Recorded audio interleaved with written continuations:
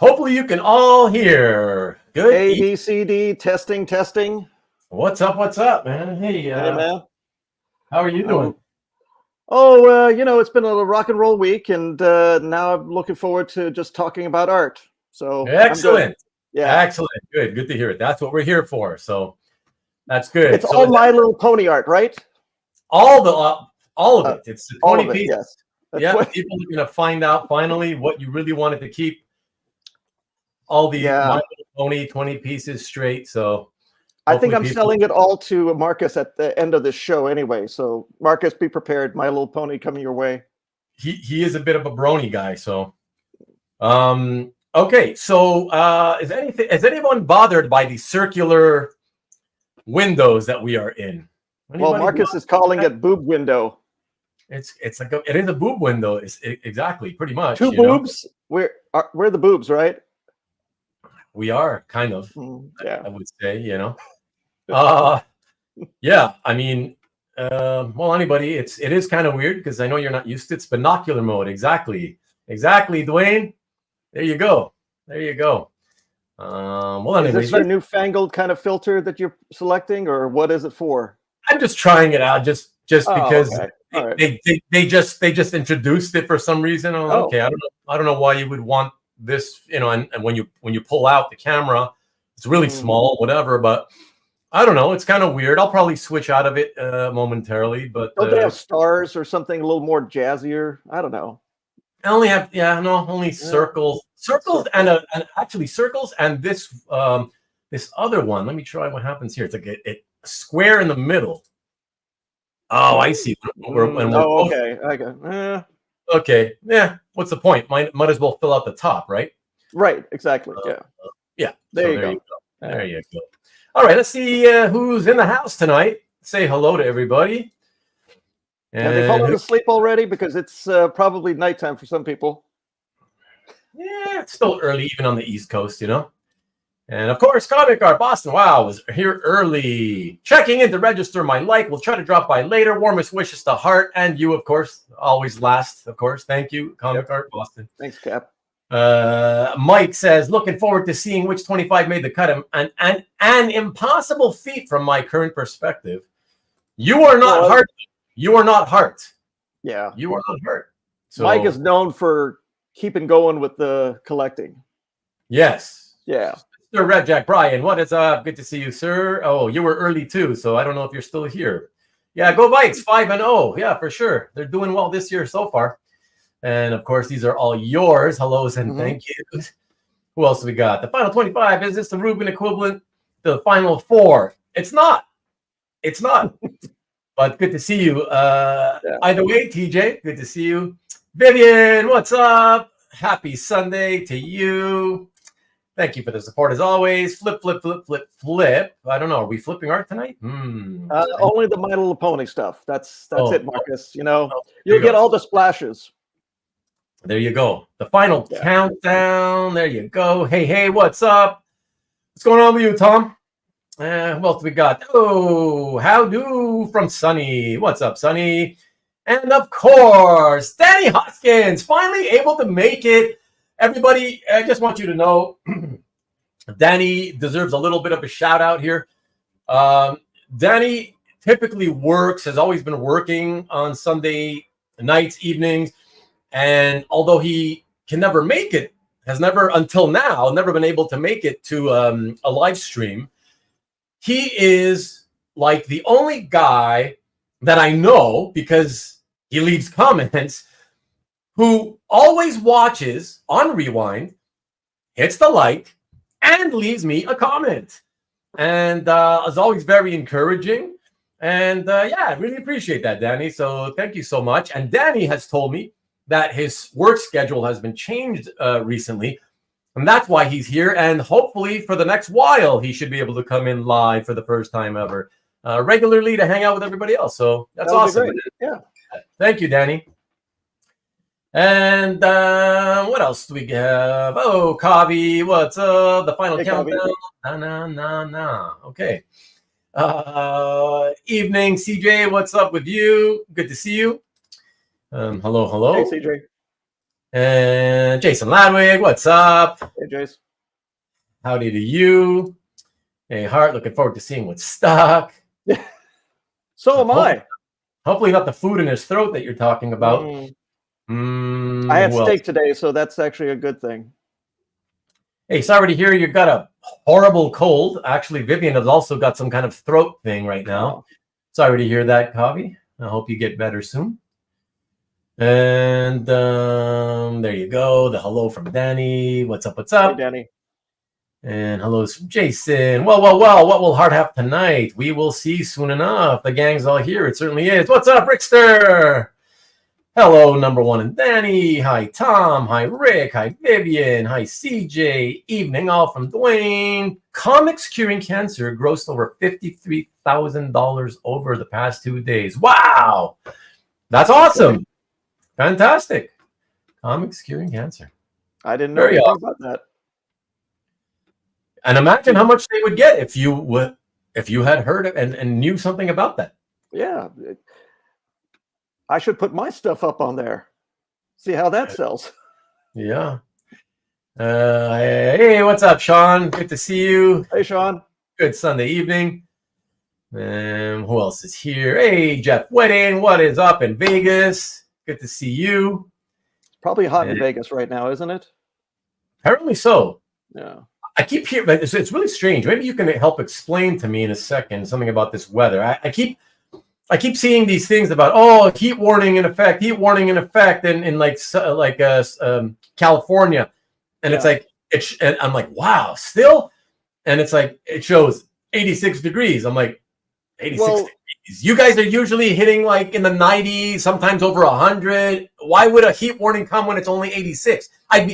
I'm thinking, shouldn't that be what you consider like, ooh, it's cooling down finally? Well, in certain regions. I mean, it's in the closer to the desert areas and mountains, it's not that way. Or, inland, of course, LA is probably hot as hell now.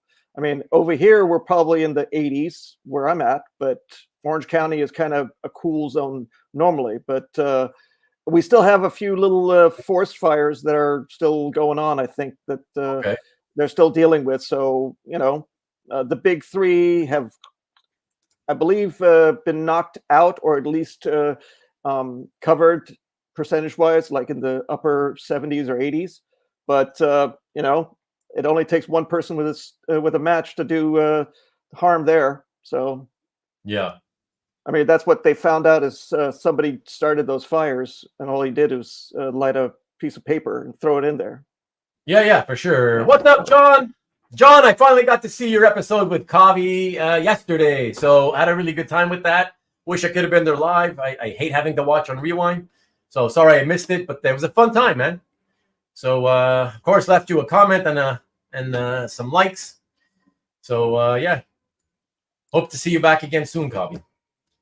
And what else we got? MLP, MVP, kind of weird. Yeah, well, that's why it's off now. I figured, yeah, it's a bit weird. Bunch of knuckleheads, 2 GHs. Don't know what that is. I'm not a real fan. Yeah. Which one of you is Marianne? He's Ginger. I'm Marianne. So you can get all hot and heavy over him. Okay. I thought I was Skipper.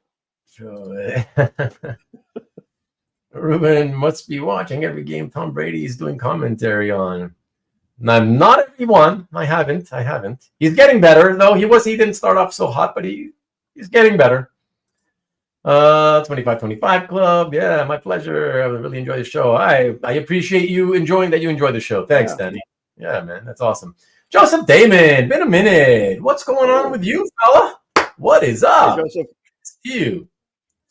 And still triple digits in Vegas. Yeah, that's not shocking. Kavi's asking, why 25 published and 25 unpublished instead of just 50 total pieces of any kind?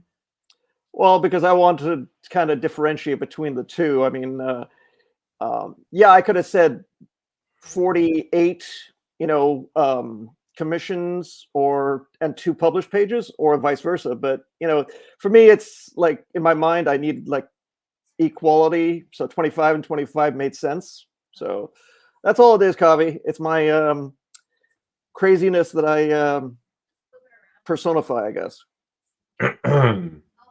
Or am There I you not go. crazy? I might not be crazy. I don't know.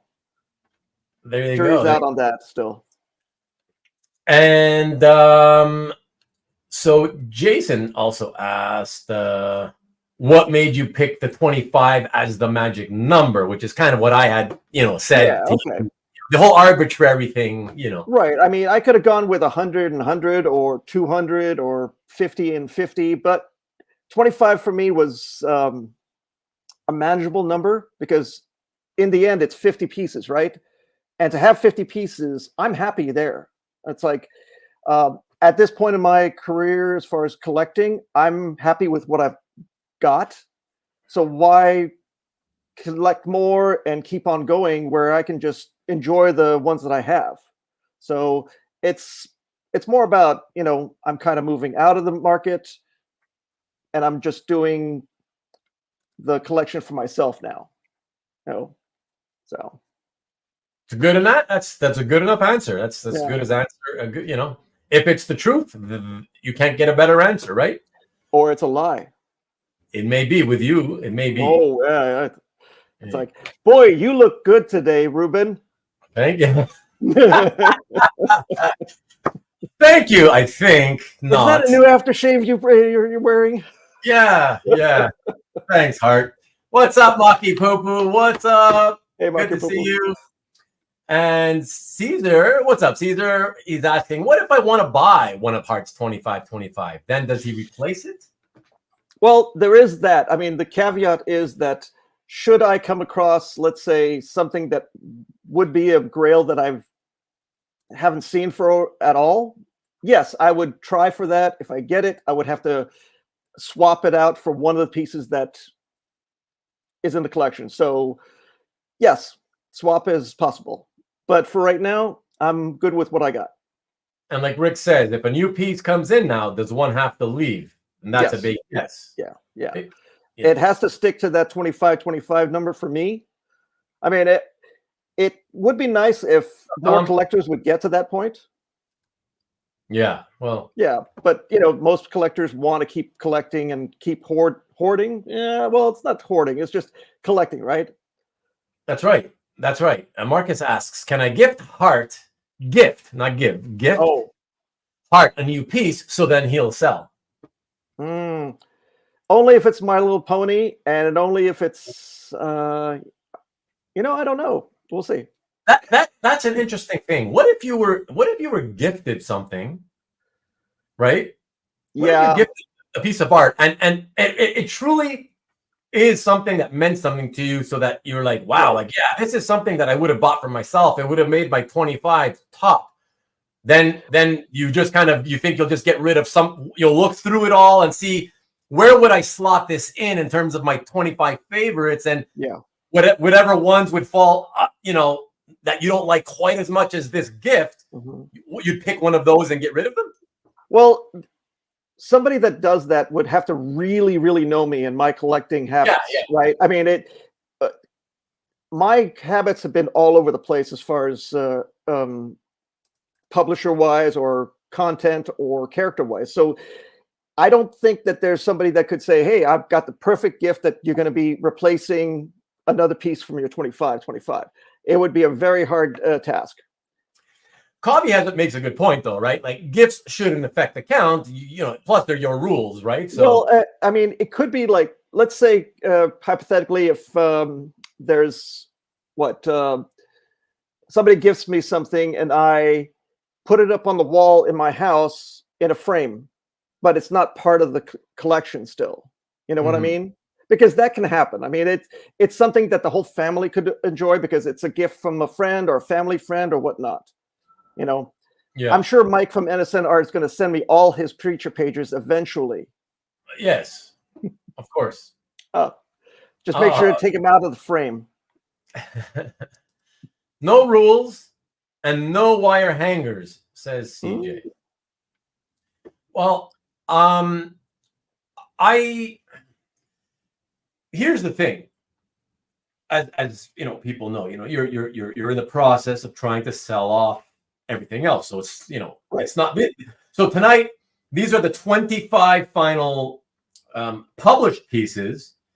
Correct. And they know that you still have more than 25, but these are the ones that you've decided you will hang on to, right. And everything else you still have. You're in the process of making efforts to find new homes for all that stuff, right? So they're going to eventually be, passed out into various channels as far as getting sold or maybe even gifted. I don't know. We'll see.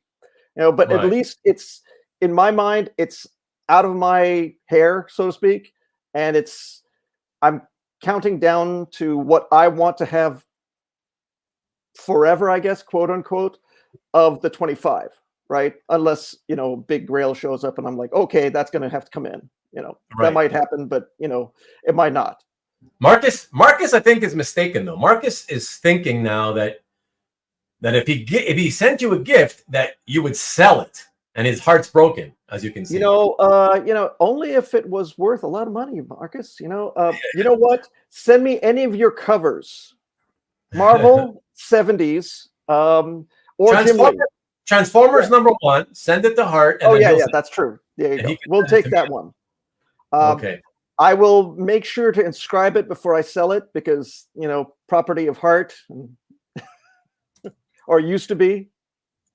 Caesar, I have my answer to that, but let's see what Hart says. So if you came across a 5-page story that you really wanted, does it count as one? It's a one thing because it's a story, or does it count as 5? For me, my answer is immediate. I don't even have to think about that. To me, that's one piece. Yes, it is one piece to me. I mean, one of the pieces that I have in my collection that's part of the 25 is a set of covers that make one huge cover, but it was pieced out among, I believe, 3 issues. So it was like a triptych or quadtych, I don't know.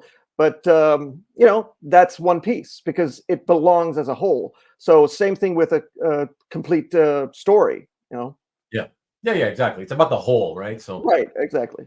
Yeah, it's not 5 individual not pieces. HOLE, the WHOLE. Yeah, there you go. Sean says that I know you've been joking about My Little Pony, but I'm actually looking for a nice cover by Andy Price, who did the series. Oh, nothing wrong there.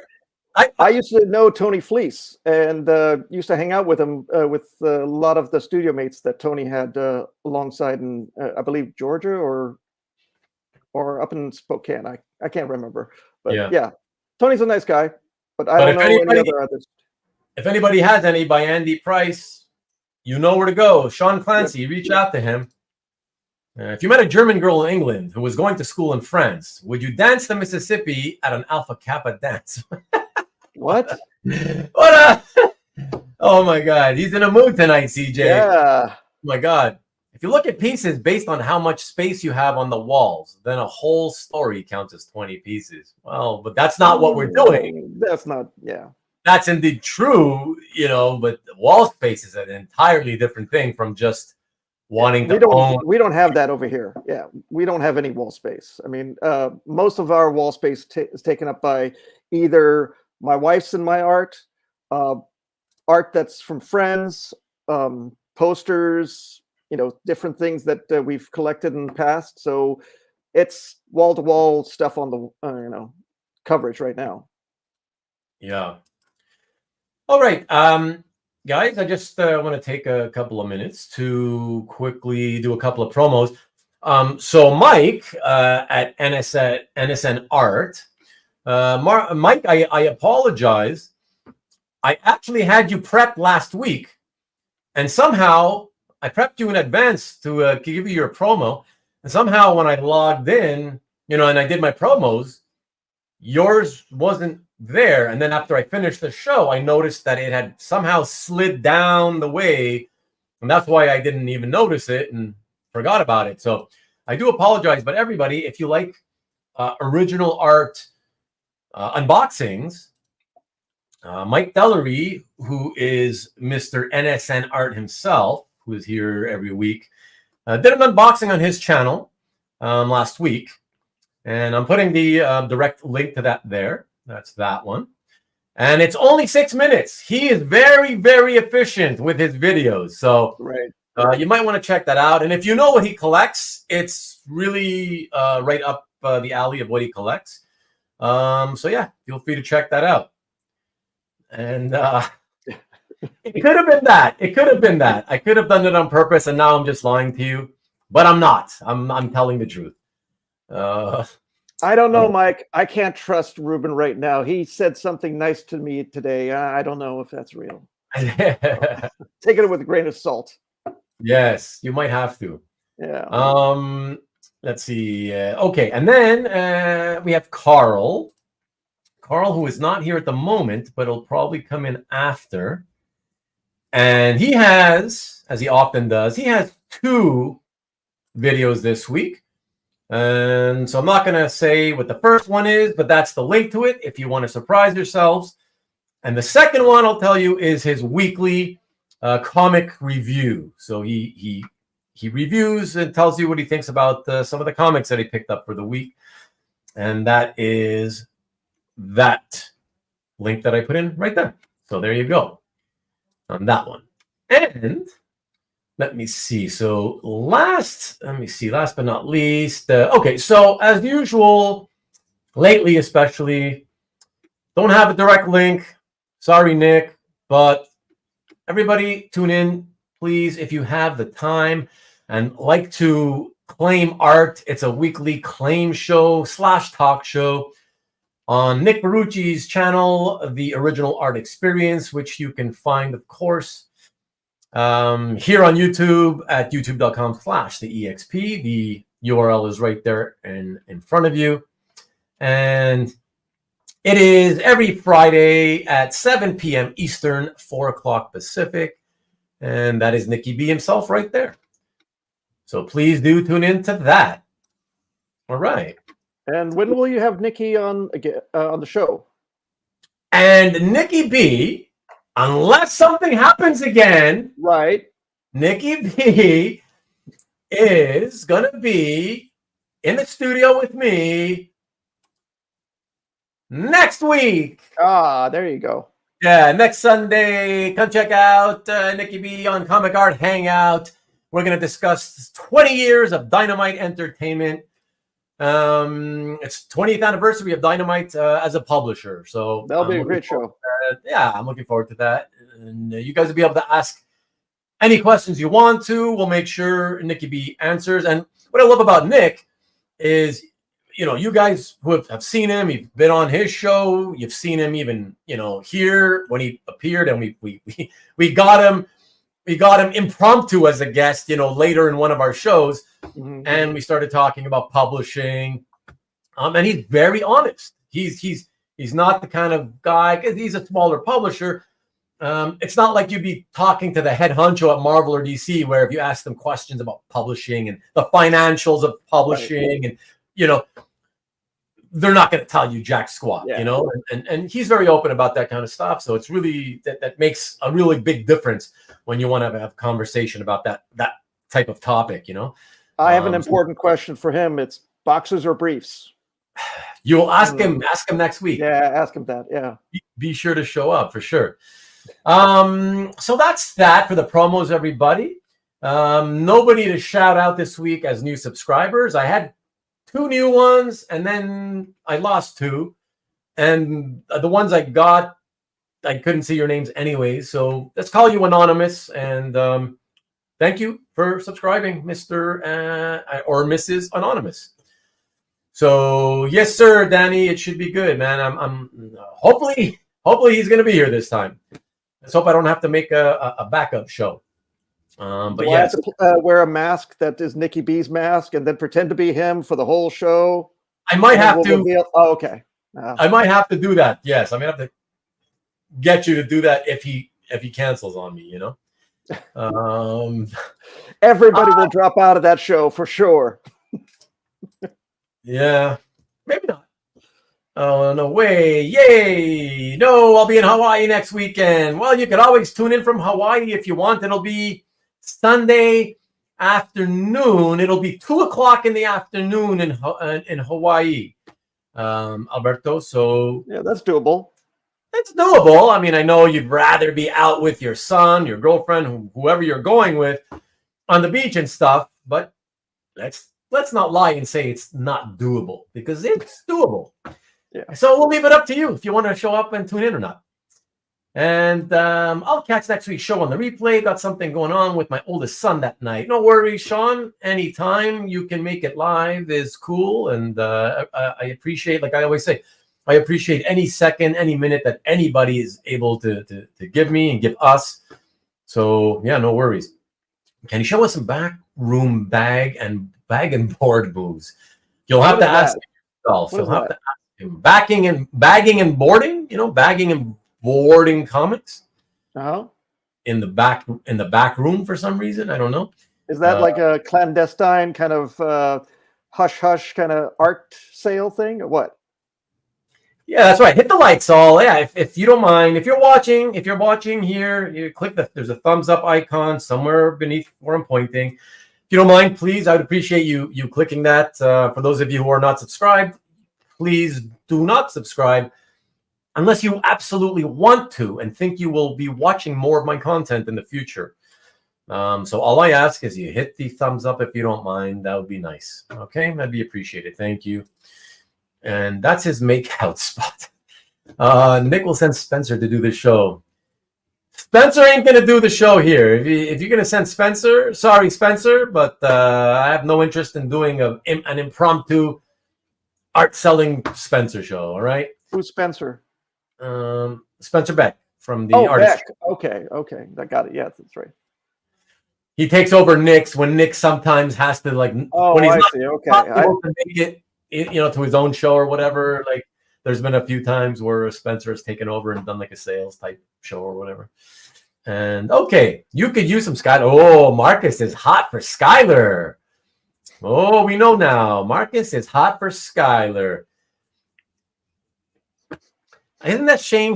I don't know. As a kid, we used to do this for like, it's a shame. Yep. It's shame. But we used to do this for like, ooh, you like somebody. We used to do that. No? Well, yeah. I mean, it was more like a, shame on you that you like this or you're into this. Yeah, you should be embarrassed. Yeah. It was never good, Okay. Felipe. Oh, yes. Jefe. I don't know which Felipe you're talking about. But I'm going to go with Three's Company, though, because he's the awesomest Felipe ever. And not alone in that. He's not alone in that. Tisk. Yes. Okay, there you go. Yeah, tisk. Okay, everybody says tisk anymore. Tisk. Yeah, except for you right now. Yeah. Mr. Angelino will find out. That's right. There you go. Another blast from the Three's Company past. And hey, what's up? Look at that. Hey, what's up, Matt? Matt Kennedy himself, otherwise known as Pop Sequentialism. What is up, sir? Matt, number one Marvel fan. He shut you down before. He said something like, "Finally, an episode without Matt." So I prefer an episode with Matt. Honestly, you may want to take him out to the woodshed. I don't know. Yeah. Just letting you know. Dropping in for a little while and hope to stay a bit. Oh, so happy to hear that. Comic Art Boston. I saw you drop by and said hello and left your likes half an hour before we went live. So appreciate that. And we're about to get into it, Cap. So perfect timing for you. Hi, CJ. Hi, Vivian. Hey, Stanley's in, everybody. Will Hart frame his final 25-25? Nope. That's a quick and easy answer. Simple answer. We're done. Move on. And hi, Danny. And my ears must have been ringing.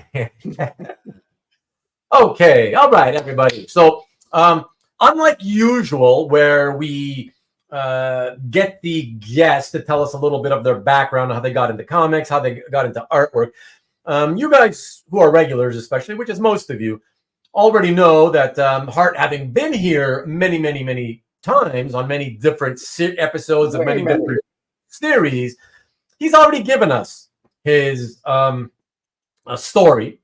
And so we're going to skip that tonight, even though technically I've always made everybody, even Matt for his, he had given his background on previous episodes. But since I've always had everybody do it on their show and tell to make it official, even him, I did get to say it. Well, I've got the small version. I liked art. I like comics. There we have it. There we go. Okay. Sure. There's your origin story right there. We already know about the van. That is very true. That is very true. Yes. Okay, everybody. That's excellent. It's perfect for us anyways, because Caesar says you need to retell the van story. Nope. No, not going to retell it. Then you're going to have to catch. Watch the other shows. Yes. Yeah. He did that on the episode of Comic Art Hangout that I did with him. Forget the number, but look at my playlist tab on the homepage.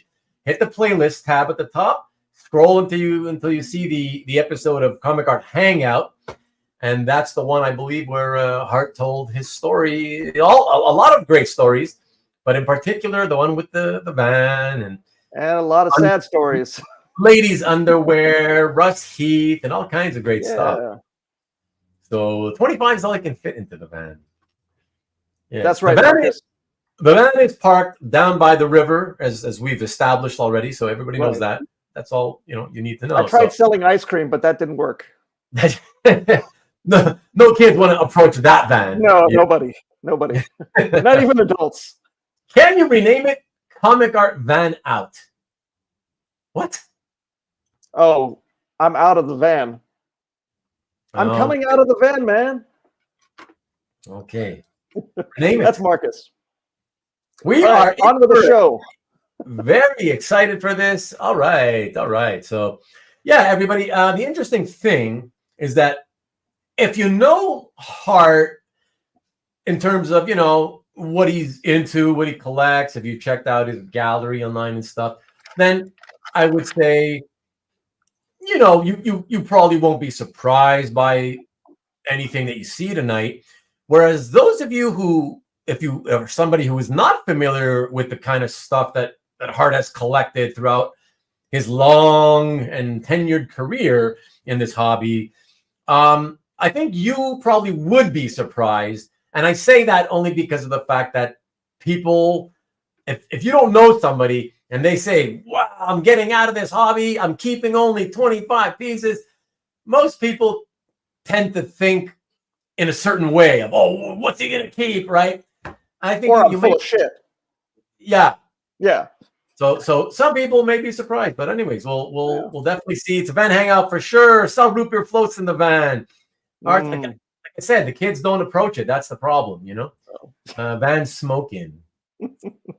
Are these ranked from 25 to 1? They are not. He didn't rank them, so I didn't do that. No. Better save the women in artwork first. Or was he was at the museum and got bitten by a radioactive piece of art? Yes. Well, I will say something here. I started collecting back in 1997. So if that tells you how long I've been collecting, it's been a while. So coming to a kind of a close is a nice kind of all around full circle thing for me. Yeah. Excellent. Okay. So I'm ready to go. Hart, do you? I am ready 20 minutes ago. All right. Sounds good. Do you keep a sketchbook on the side? Marcus is asking. No. Okay. Oh, and we will, everybody, just so you know, we will. Hart has acquiesced to my request. He didn't want to. He actually said no at first.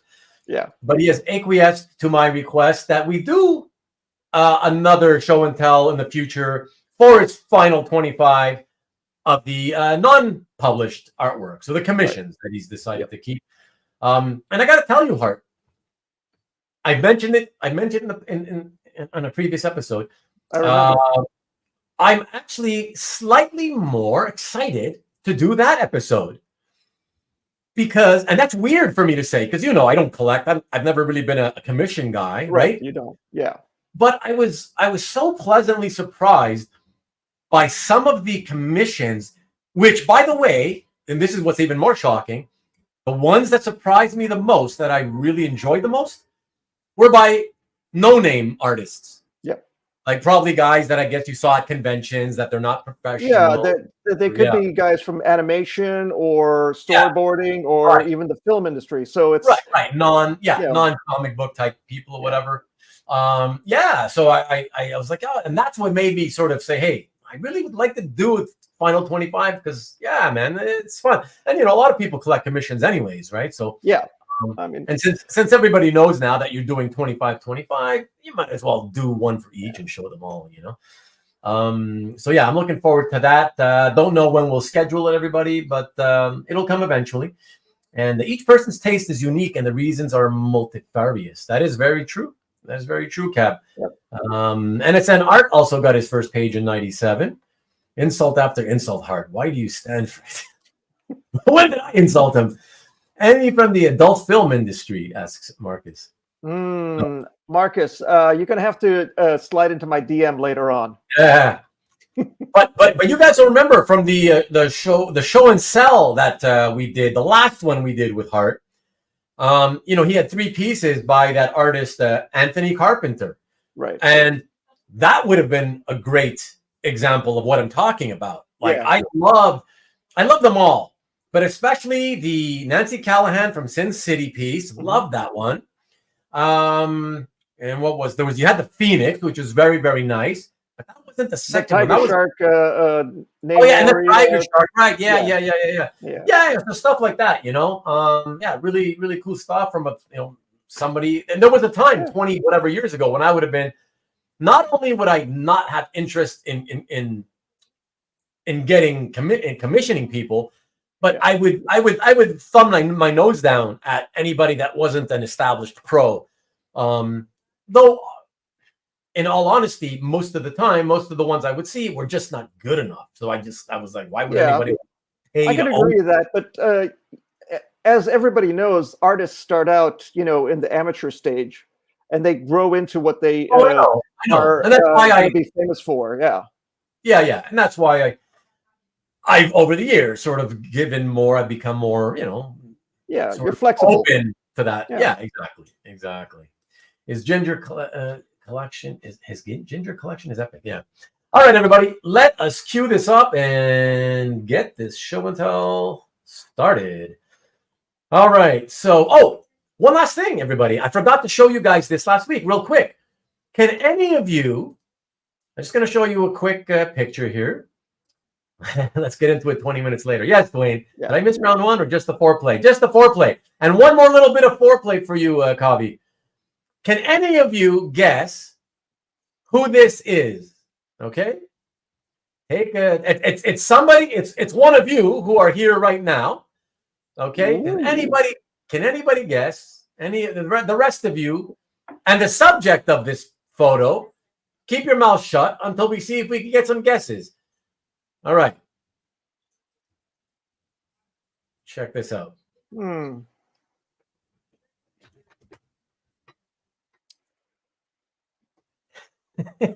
Nice gun rack.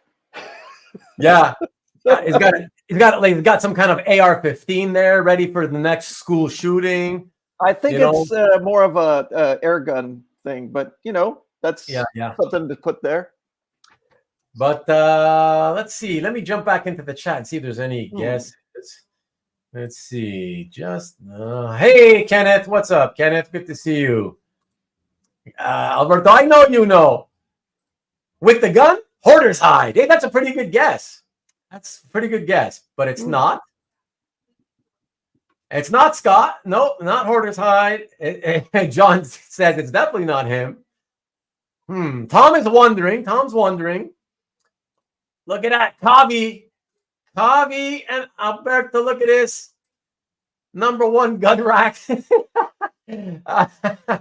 Somebody's got to be an NRA fan, right? Is that #1? It's not me, Stanley. Does that look like me? Like it could have been. I guess when you were a kid. No, it doesn't look like you. Could have been me, I guess. Lots of Miller on the wall. Yeah, but I see DC, though. I see Dark Knight. I see Swamp Thing #20, the first Alan Moore. But the issue, Elf Lord. The issue before Anatomy Lesson, It is not Duke Fleet. It is not Duke Fleet. Not Greg Brady, but Kavi was the first one to get it. It is indeed Tom, #1 Marvel fan. There he is. Tom, let us know. Were you, 15, 17, something like that in this picture? Somewhere in that range? That's what it kind of looks like. So that's very fun. And Hitting El puberty Flor, with a bang, right? huh? Hitting puberty with a bang. Hitting puberty with a lot of bangs, apparently. Yeah. You know, check it out, man. Holy shit. Pump action pellet gun. There we go. Okay, so not ready to shoot up a school. Okay. No, just squirrels. I think they're just squirrels, right, Tom? It's too tan to be Covey. Yeah. I was going to say Nick Barucci, but that would have been off. Oh, wow. 87. Okay. 87. So I was 17. And I think, if I remember correctly, Tom, you're slightly younger than me by 1 or 2 years, if I'm not mistaken. I think so. I'm going to say you were 15. And you were indeed confirming me. Yes, 15. And that was my first guess, 15. I said that even before 17. So, yeah, that's pretty cool. How'd you get this picture, Rubén? Oh, he actually, it's funny enough. Anybody who was here last week actually knew that I got it from him, because at a certain point in the show, he posted a comment saying, "Rubén, I posted something on your Facebook page." Oh, okay. Yeah, and while we were doing the show, I clandestinely went over to the Facebook, saw what he had done, saved it, uploaded it, but then, getting caught up in the show itself, right. Yeah. I forgot to show it, Yeah. So I thought, okay, I'll show it next week. So this is your blackmail picture, right? It's now I've shown it. Everybody knows it's out there, so I can't really blackmail him with it anymore. What am I going to get out of it now? I don't know. Maybe you'll find an angle. Dark web. He was prepping to cosplay the Punisher. Exactly. Nice picture, says Cad. There you go. Nick invented 1987. Facebook creeper. That's why I'm not there. All right, everybody. This time for real, I'm popping in the first piece in tonight's show and tell.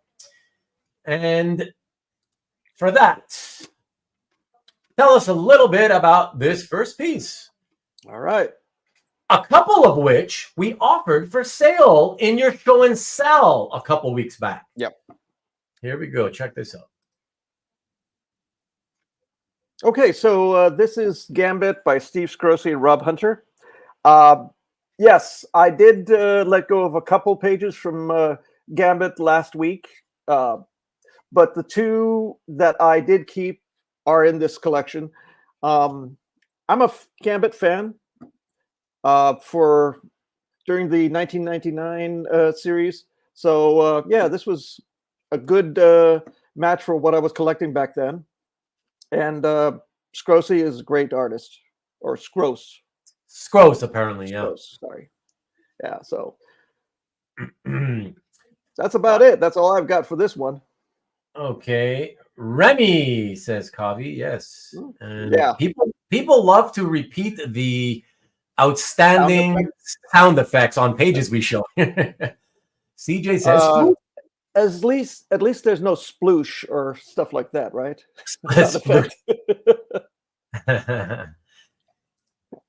Sean says that your collecting interests cover the whole gambit. Ooh, that's a clever play on words there. Thanks, Sean. Oh, yeah. Gamsplaining. Nice. Time for the new jacket. It's true, Kavi. He's got like a 12-pack there. That's true. He's got at least a 10-pack. There's multiple packs there. Yeah. Outrageous. Forget the full keg. Holy crap, man. And I will say that Rob's inks were super clean too. So both kudos to both of the artists. Yeah, and let me just ask you real quick, out of curiosity, because you were a fan of that series. Is that what made you a fan? In other words, were you not a fan up until then? Like you didn't pay attention to his appearances in X-Men and all that? No, I picked up his first appearance on X-Men and so forth. But I think the story, I forget who it is. Fabian Nicieza? Yeah, the writer. Yeah. I think they really did a great job with the story of bringing his kind of background of his New Orleans kind of style association and his being a thief and stuff like that, and being an X-Men all into one. And they brought some of these wacky, villains that are, C-listers, I guess, sometimes that nobody really knows or follows, like Executioner. If you didn't read X-Men Annual with Executioner by Jason Pearson, nobody would know anything about that character, right? So. Oh, I'm sorry. Yeah, include me in that group because I thought you meant the Executioner from Asgard. No. This is the guy that has this like cowl on. It looks like a church tabard or something like that. He looked. All he was a villain that was a military guy that had all these tech stuff that from different alien cultures that had been seized by the United States Army or whatever, some organization, and he just made himself into this armored bad guy. Okay. Yeah. All right. Very cool. All righty. Marcus says that that character was in the X-Men 97 cartoon. Oh, yeah. Okay. That too, yeah. Interesting. I still never got past the second episode. And as the time has passed, my interest has waned even more. I don't know if I'll ever get around to the rest of the episodes. But maybe when you're 65 and you're alone, you're just... What's up, Mark? Yeah, exactly. Good to see you, Mark. My first exposure to Cajun culture was Dennis Quaid in The Big Easy. Okay. Oh, that's interesting. Good 80s movie there.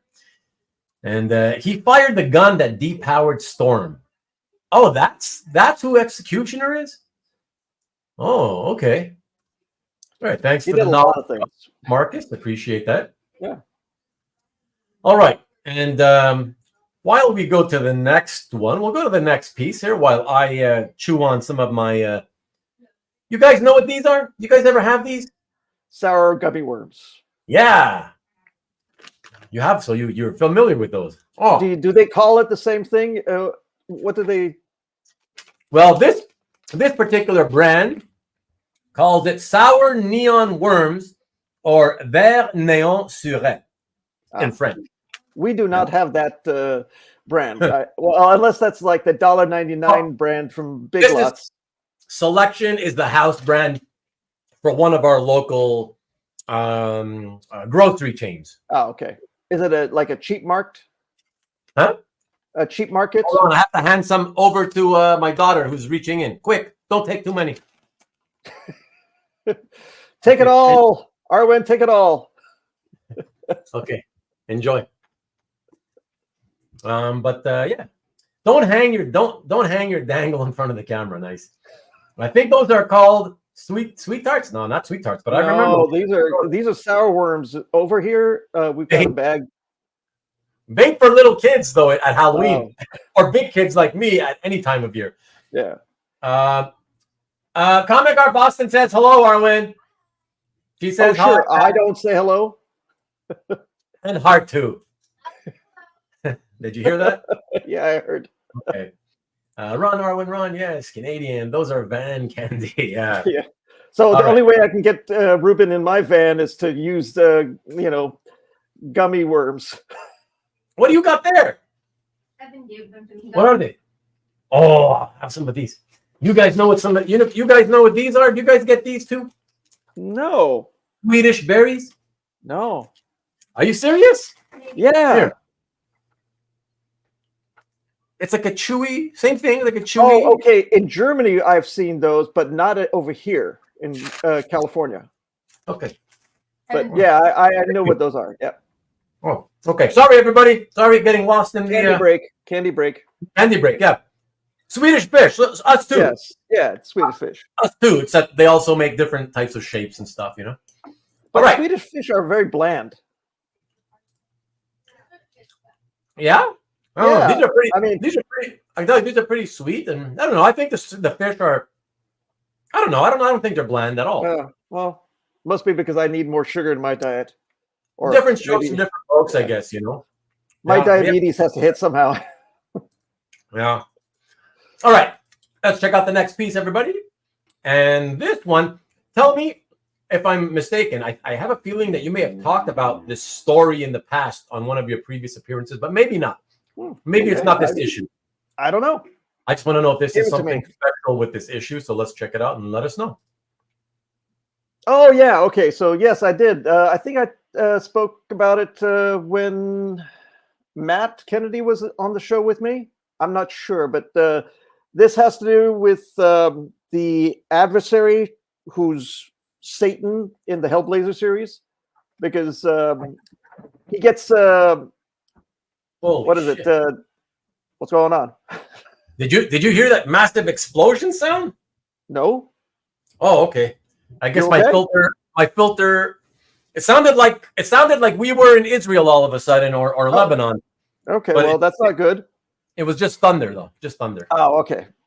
Or maybe the So- United States. Maybe the United States is attacking us finally. Oh, not again, right? Yeah, sorry. Go ahead. No, that's okay. So the page just shows the adversary being bested by John Constantine for the third time. And in this scene, he's brooding and he's pissed off. And the characters, I forget, it's Agony and Pain or something like that. They are the punishers of hell. And they're sent to the adversary to punish him. But the next page to this that accompanies this page is pretty much the characters that Agony and Pain, or wherever they are, all broken up and hanging on strings, all cut up. So, you know, it's just a piece that I've always liked. Yeah, that first panel is kind of sickening. Yeah, well, I mean, I would have liked a little more horror, honestly, but you know what? I got a quarter of it. I can't say I'm happy with the coloring. It's so blah and Oh lame, God, yeah, boring. well, So boring. I think it doesn't make sense, you know, because Yeah. the red in the second panel and then the orange red in the last panel doesn't match. So Yeah.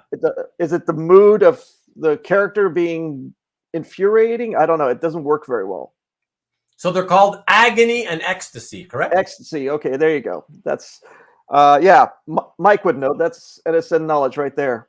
Yeah. Um, Cab is asking, are all or most of your 25 pieces tied to nostalgia? That would be very understandable. I would say probably 70% of them, Cab, because they're, you know, comics that I collected and enjoyed. And Hellblazer is one of those comics that I really enjoyed, the Vertigo line, but Hellblazer was my main thing.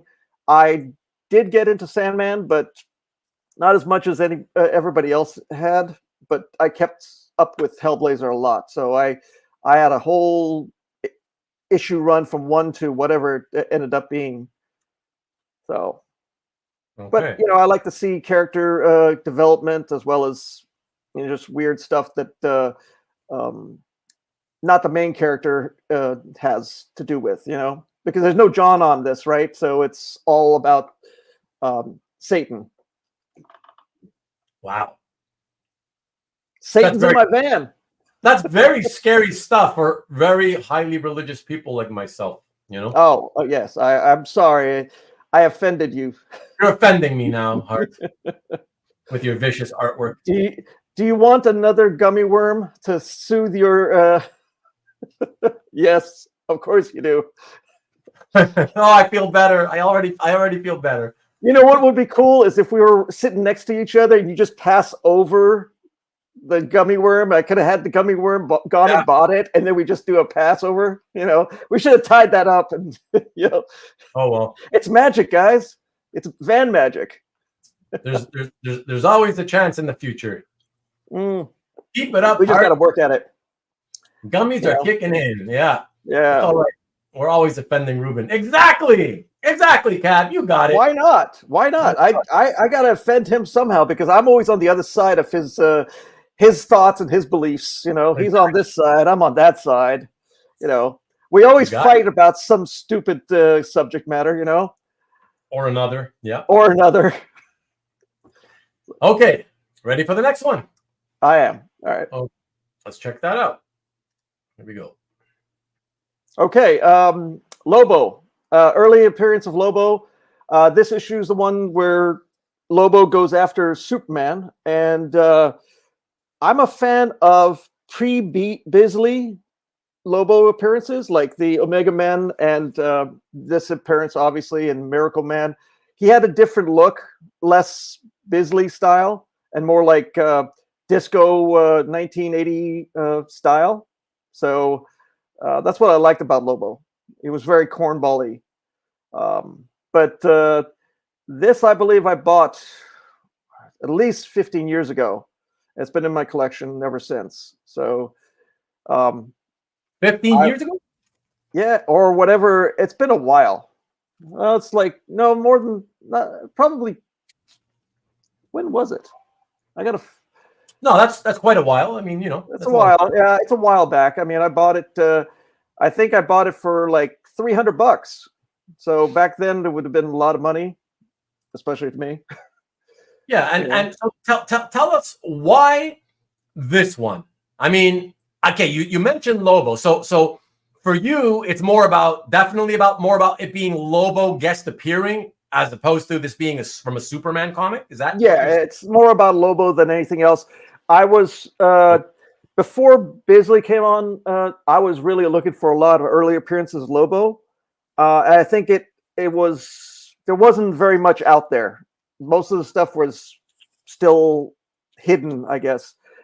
So every once in a while, something came up on CAF or on eBay, and this one I believe I bought from a person on CAF. My memory escapes me, but yeah, it's just about the fact that Lobo's in there and he's kicking Soup's ass, to say the least. But it's just my nostalgia for Lobo. Okay. And after I read the Beasley series, I was like, okay, I'm not so hot on Lobo anymore. Oh, although interesting. I mean, I like the art and the stories were funny, but it took it a little bit too wild and crazy for me. Okay. Yeah. That's really interesting, because for everybody else, it's the Bisley series that made him popular in the first place. Right. I mean, yeah. So it's kind of interesting. I was looking for Omega Man appearances, but all those were property of the Donnelly brothers, and I couldn't afford their prices. Yeah. So, I kept looking and looking, and finally I found this one for sale, and I'm like, I got to get it because there's nothing out there. People that had those early Lobo appearances were keeping them locked away. Mm-hmm. I remember, it's funny, when I was when I first got into collecting and reading comics, I think it was in my second year when Omega Men came out, right, with their own series, breaking out of the Green Lantern series. And I was just taken by that cover, that Keith Giffen first issue cover. So, man, to this day, I love it so much. And of course, it was part of that. Was it Mando paper or Baxter paper? Whatever. But it was Baxter.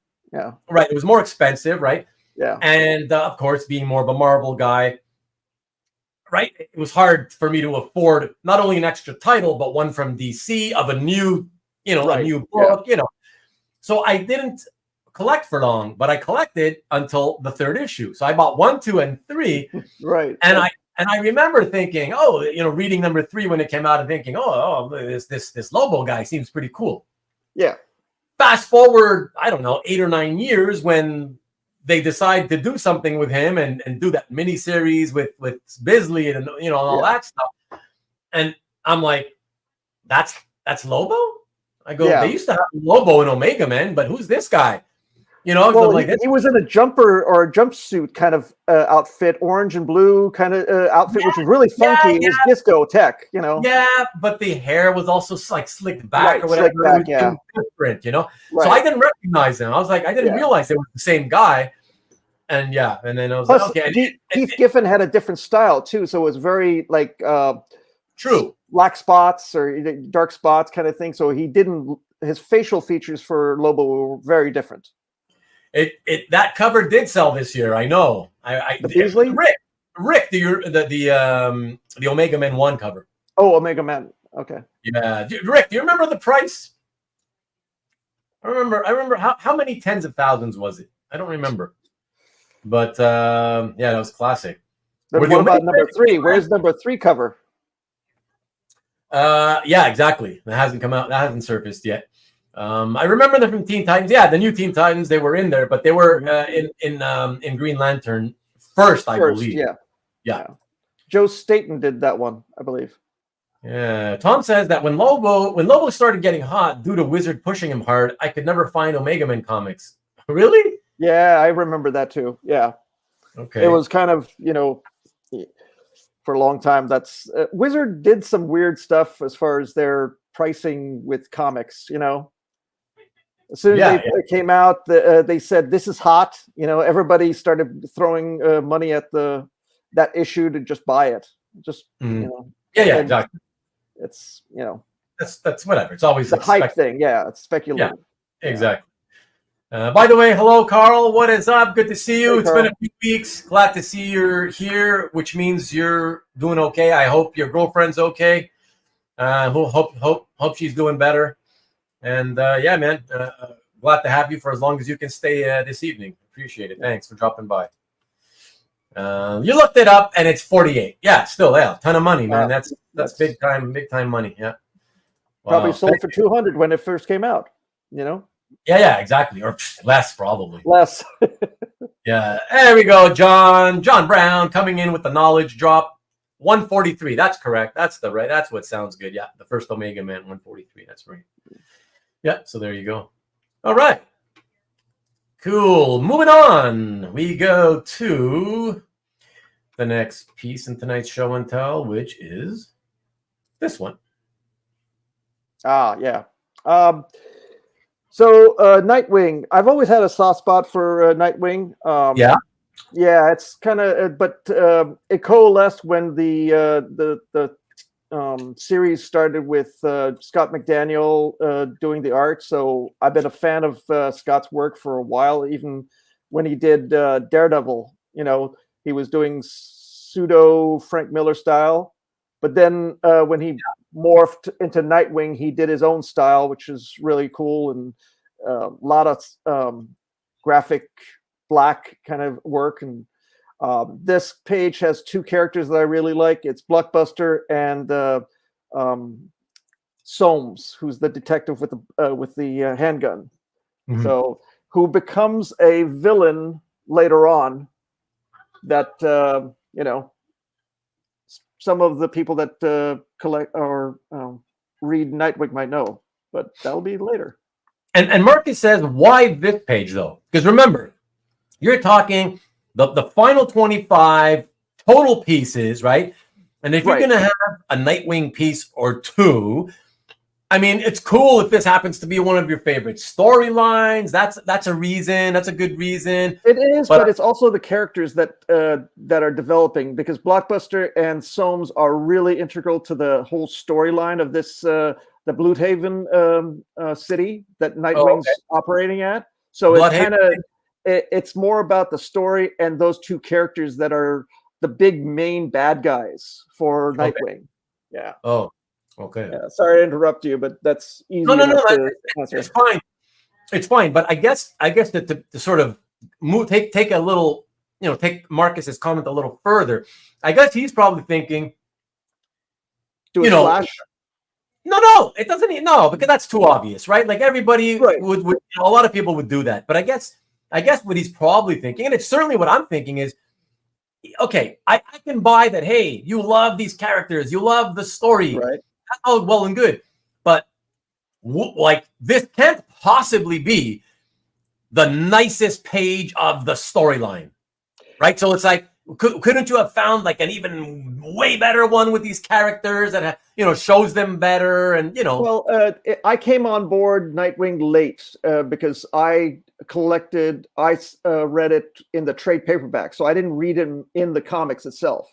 So by the time I got into the book, the pages had already been sold. A majority of them were sold by Scott to I believe there's one cast member that has a lot. He's like the Nightwing guy. Matt Moore. Yeah, Matt Moore. That's it. Yeah, so Matt has a lot of them, and yes, the 3 pages that I've always looked for and because after I'd read the trades, I was like, okay, I got these three, and it has to do, and it's not a Nightwing set of pages. It's just of Soames, the detective, shooting up these three gangster guys. But the way that McDaniel did this three sequential pages of Soames shooting these guys was really like Hong Kong action theater kind of like style gunplay, and which I really enjoyed, and it was very cinematic and feel. But Matt has those pages, and he's not going to let them go, obviously. So when I contacted Scott, I found that he had this and another page, and I wanted these pages as well as those ones that Matt has. But since Matt's not going to sell it, I've got the next best thing, which is Soames and Blockbuster on one page together. Tell me though, have you ever reached out and asked Matt? You know what? I don't remember. I think I might have, but I'm not sure because it's been a while. Okay. I only say that. I only ask you that because over the years, I mean, to be honest, I don't know him. I don't know him as what you're saying. Like, the guy with the big McDaniel Nightwing collection. I know him as that guy who has a ton of McDaniel stuff that he probably bought from McDaniel in bulk, and for years has been trying to sell it all. That's how I know. You know what? I'm gonna have to contact him now. No, does he keep it collection? I don't know. Maybe somebody who knows him better can tell us. Well, but all I've seen him is I know him as a guy who constantly is posting things for sale, and that he owns a lot of this McDaniel stuff, much of it which has been for sale. So, well, maybe it's the fact that when I've come across collectors that I found a page or two that I want from their collection, but their majority of their stuff is that character or that storyline or that comic. They're tending to be hoarders or real collectors for that series, and they don't want to let it go. So I've come across that more often than not. Right. So that's kind of colored my thought process as far as Matt's probably more inclined to keep him, unless he gets, I'm not saying it's just him. It's just if a collector has a big amount of stuff, unless they get a crazy number or at least a really good trade, they're not going to let it go. Right. So it's kind of, but that never. I always say, never assume like that. Yeah. Number two, just on principle. Number two, because you are now at your final 25, and you say you already know where you've got other pages existing that would make your final 25, right? Like you literally have nothing to lose at this point. Like, and I think if you would explain your story, even though a lot of people have stories that they're trying to get you to sell. I love your art. Sell it to me, right? Right.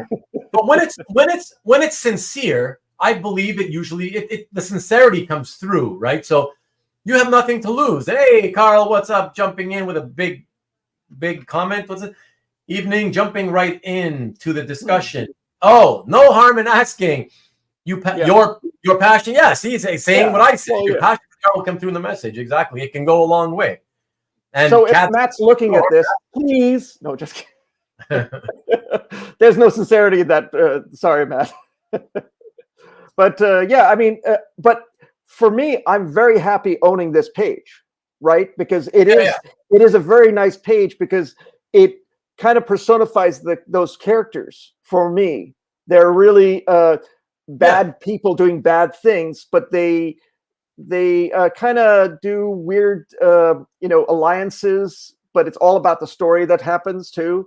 And Nightwing on the page is like tertiary for me. Right. Nightwing is pretty much blacked out. He doesn't know what's happening, but it's that interaction between Soames and Blockbuster, and Blockbuster is drawn by Scott like huge, like the Hulk, which he's the size of the Hulk, I guess. Yeah. But and Soames is just this lanky guy, detective with a big magnum, and that's all he is, right? But he's got a lot of that dirty Harry kind of dirty cop kind of mentality that he pick and chooses who he's going to ally with, and he's got these side things going on. It's just it's a very varied. His personality is very complex, and so is Blockbuster, because Blockbuster also loves his mother, right? So there's a lot of different nuances for those two characters. So anyway. Okay.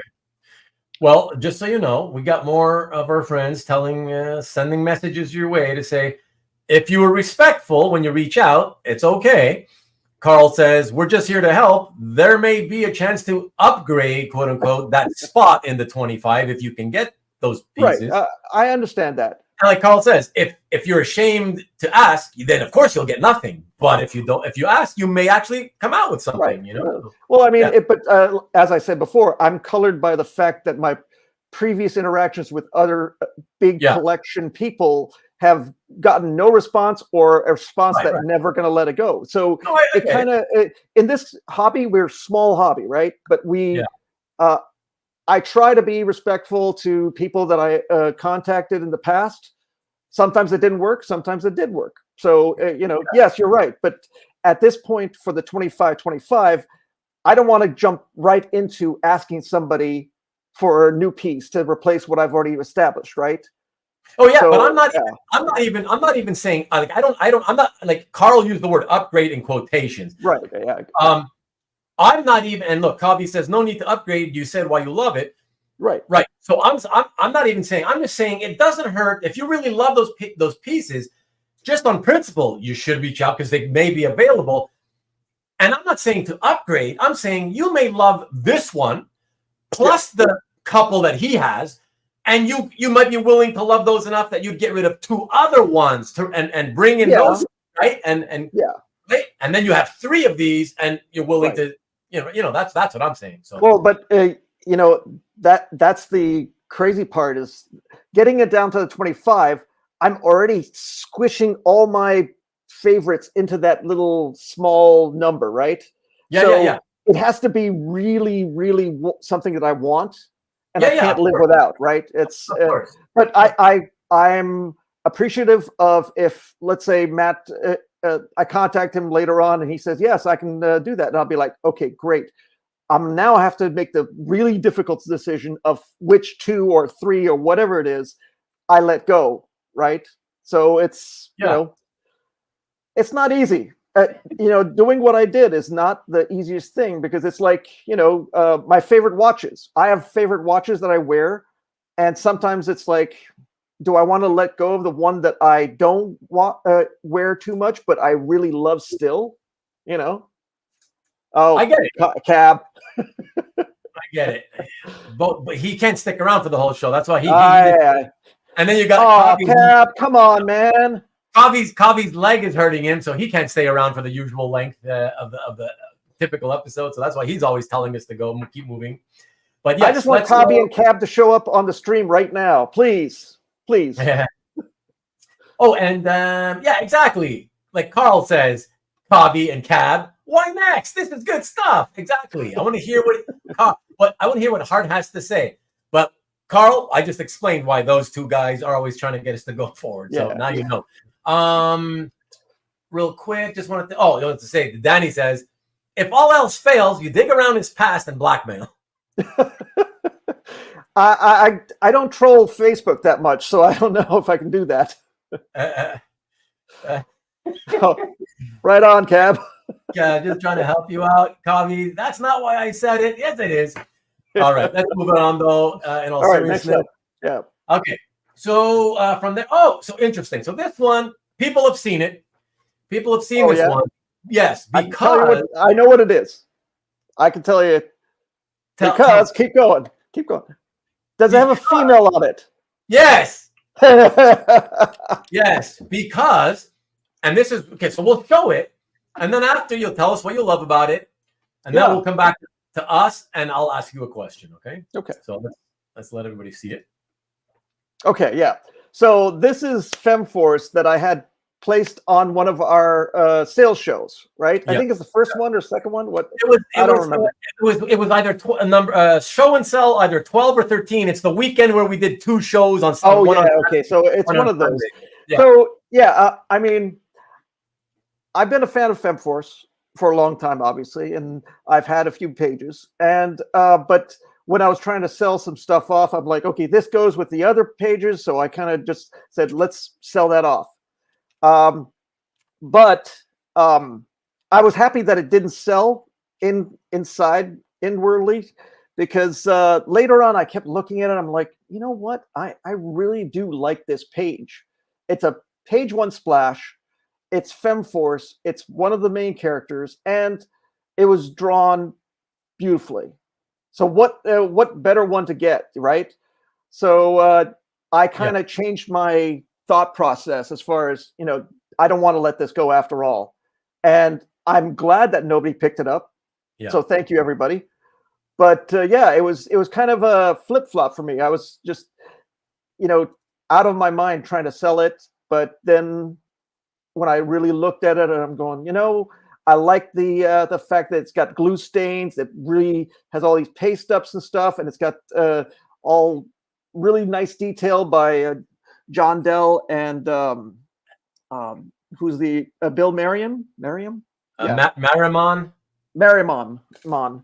Yeah. So it's a great piece, and I'm happy to hold on to it. Yeah. Oh, and by the way, I actually wanted to tell you, after I looked at it again, if you look at the credits, the way they're written, right, this is not. See, because originally, I think during the sales show, I think I had put it as Marrimon pencils, John Dell inking, but then I looked at it again. Oh yeah. And if you see how the credits are listed, what they're really saying is that Marrimon and Dell both did pencils in this issue, and that the inks are by Mark Heike. Yeah. Okay. So I always thought it was Dell that did the inks. So my mistake. But it's the fact that it's a beautiful female, a full splash, and you can't get better than that for a FemForce page, in my opinion. Yeah.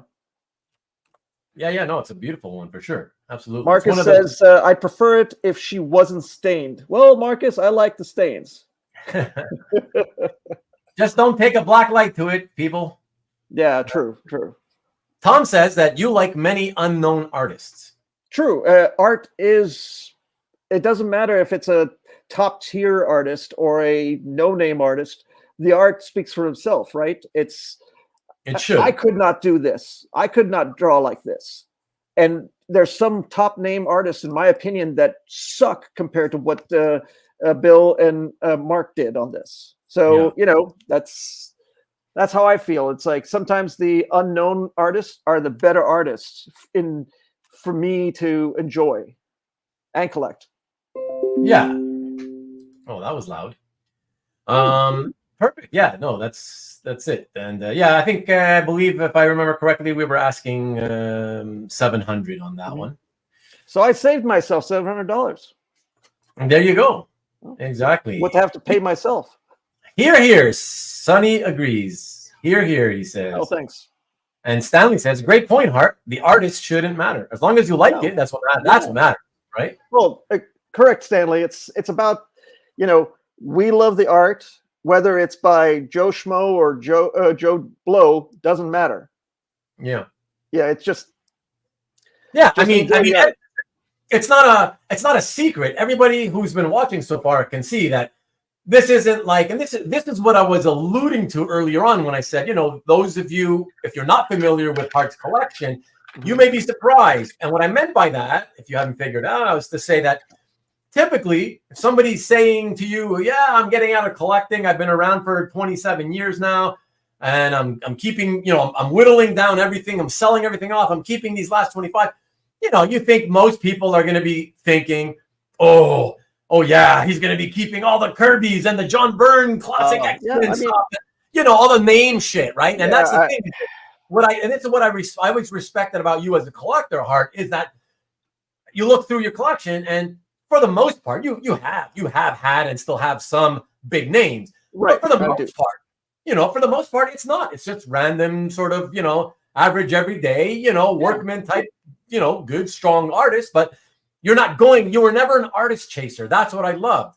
You're not about, I just want to impress other people hey, look at these names I have in my collection. Like a lot of people, I mean, you know, I don't want to be the one that says, "Oh, I've got 4 covers by John Romita Jr. and Steranko, and that's all I want to do is show it off." I appreciate people that want to show off. That's I'm not putting those people down, but I personally don't want to be that person. I want to collect something that is of value to me, and it's good art to me. And there's numerous artists from the 70s and 60s that don't get the press that Jim Lee does, or Todd McFarlane, or whoever. Yeah. I mean, you got people like Doug Wildey, and other artists of that era that did beautiful work, and they just get no response as far as somebody collecting them. Most artists that are collected are the ones that are, who's hot this time? It's going to be Barry Windsor Smith. You got the Wolverine stuff. Now that's hot, and everybody wants to jump on that bandwagon. It's like, yes, I appreciate Barry Windsor Smith, but I can't say that I would put him in my 25, even if I could afford him. Right.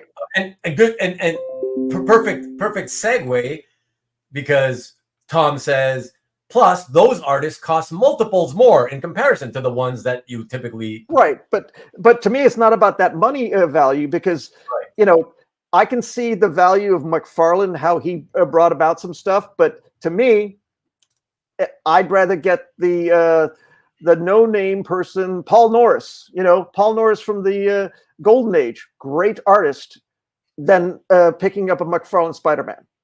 Yes, I would lose out on the possible resale value of a McFarlane, but that's not buying for the love of art. That's buying for the love of the money that you're going to make on the flip. Yeah, the love of the name, the love of the investment potential, and all that. Yeah. I mean, sure, you probably also like the art or whatever, but a lot of it has to do with those first 2 things you mentioned. So. I saw Rick's comment. Nobody used to zip quite like Joe Blow. Yeah. Nice, Rick. Yeah, I highlighted it already. Yeah, I'm a little bit. I've been pontificating too much. I'm sorry about that. No, that's okay. No, this is good. This is the whole thing. Once you've gotten down to your final 25, that's where I certainly think it's the interest comes in. It's in hearing your thoughts behind each piece and why these 25. So no, that's absolutely fantastic, actually. And with that, let us get to the next piece, everybody. And we go from FemForce to Green Lantern. Yeah. Okay, I've been a Green Lantern fan for years. It's from the days of when I was in Germany. There was a lot of DC Heroes comics in Germany, and especially of Hal Jordan and the Green Lantern Corps. So I have a fondness for GL and the Corps, as well as a lot of their villains. And their villains are really quirky sometimes. And, it's Goldface, right? The villain here. And, it's like, it's a weird character, but I like it. And the fact that I grew up on Joe Staton or Staton. I always said Staton, but I found out recently that it's actually Staton. All right, Staton. Yeah, I like Joe's work, and his style is on the cartoony side, but it takes me back to my early youth, right? Because in your youth, you love a more cartoony style because you're not your art preference is not developed to the level of highbrow comic art. Whatever that means. Speak for yourself, because the second I got into comics, I almost immediately I discovered Sal Buscema first, and then discovered Neil Adams, and I immediately fell in love with Neil Adams and realized that he was heads and shoulders above everybody else. So I remember reading in Germany the Ra's al Ghul and Talia and Batman issue where he's in the desert fighting Ra's al Ghul for Talia. That Neil Adams story is beautifully done, right? Yeah. But as far as adventure, I think for my youth was the fact that it was more adventurous to be a cartoony style. I appreciated Neil Adams, yes, but Neil's style was very just more adult for me. It wasn't. It wasn't I get what you mean. I get what you mean by when you say, you know, it wasn't funny books. Yeah. As a child, you're obviously, most children will be more attracted to the sort of typical comic booky type stuff. Right. Because I remember copying Joe's work, right? You know, drawing characters, and most of them were like his GL stuff that I was drawing on little pieces of paper whenever I had time. Yeah, exactly. Yeah. TJ says, this page reminds me, being a 70s JSA fan, I know the pain of seeing pages frozen in the hands of the Donnellys. Yeah. Yes, of course. The Adams style was the opposite. It was realism. It was commercial realism brought into the world of comics, Cap. Absolutely. But that's what blew my mind so much, you know? To me, Neil's style was more like a fashion illustration stuff that I had seen sometimes in Germany as well as Europe. Yeah. Well, very realistic. That's it. That's what it was. Yeah, yeah, exactly. Okay. Excellent. Yeah. Good, really good content quality too. Regardless of the artist. I mean, you know, you got the hero all over the place in action. I mean, it's a really strong page. He's getting his butt kicked by a guy in gold. There you go. You don't always want to be the one that collects the superhero winning the day, you know? Yeah, it's like that's a cliche thing. It's like, oh, he won the day and I got the page that he wins the day. Yeah. You want them to be experiencing turmoil, some kind of a distress. Yeah, at some point, exactly. Not always winning all the time. That's when they overcome their discrepancy or inadequacies or whatever it is, their mental instability, whatever. Let them first experience some tragedy, and then later let them overcome the tragedy with some triumph, you know? Right. Yeah, exactly. Okay. Excellent. And I like Neil's Marvel stuff more than DC. Okay. I think it's as long as it's the right time period, I think it's all equally fantastic. But that's probably, Karl, I would say probably because you liked the Marvel characters more, I would think. No? So what would, Rubén, I'm going to ask you something. For Marvel, Neil Adams, what would be your favorite Neil Adams? X-Men? I mean, the X-Men were gorgeous. The Avengers were gorgeous. Mm-hmm. I mean, from that, that's kind of...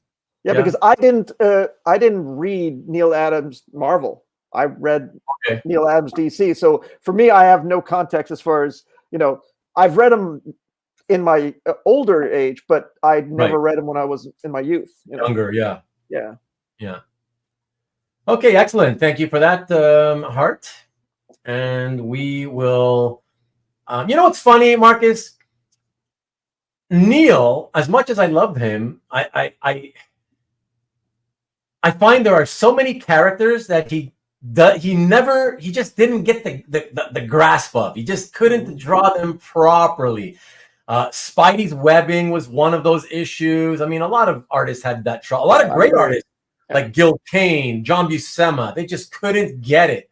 But with Neil, a lot of the Marvel characters, I'm not going to get into it, but a lot of the Marvel characters I found he didn't draw very well. I found, you know. Yeah, I agree with Cab. He says Batman was really nice, and that's where that's when also Deadman, when he drew Deadman, you know, that was something that he did very well. Deadman, Neil Adams, Deadman.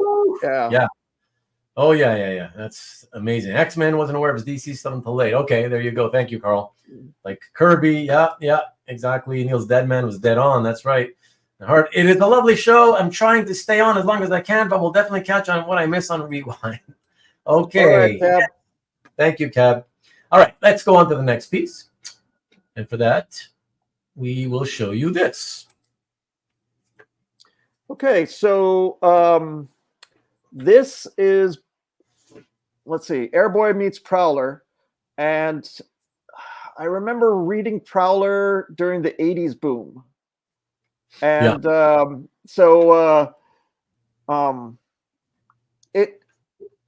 don't know if I would say that it's the best Prowler page, but it has some kind of a feel for me. It's pretty cool. It's a very cool page. It's pretty like if you look at the image in the third panel plus that bottom panel there where he's firing away. I mean, just those two panels alone, that's pretty amazing shit if you're into the Prowler. Well, yeah, and it actually has a little bit of a background. If you see the inscription on the bottom, it says to Bo from J.K. Snyder.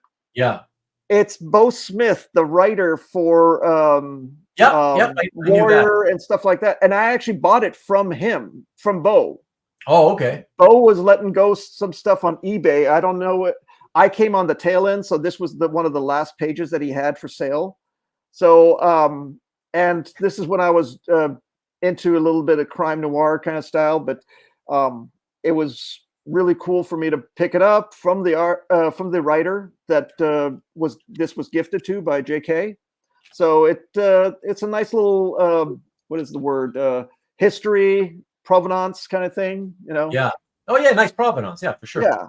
So I appreciate the fact that it came to me, and I've held on to it for a long time actually. So yeah, it's one of my favorites when it comes to shadow-like characters, right? Okay.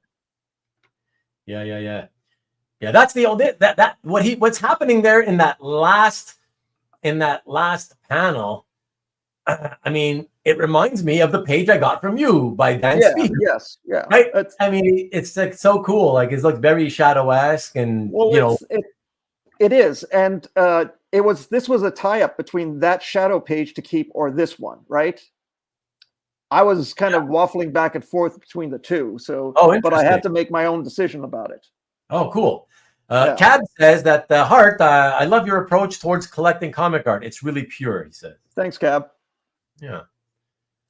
It's just the way that you just want to buy stuff that makes you feel good and makes you feel nostalgic, right?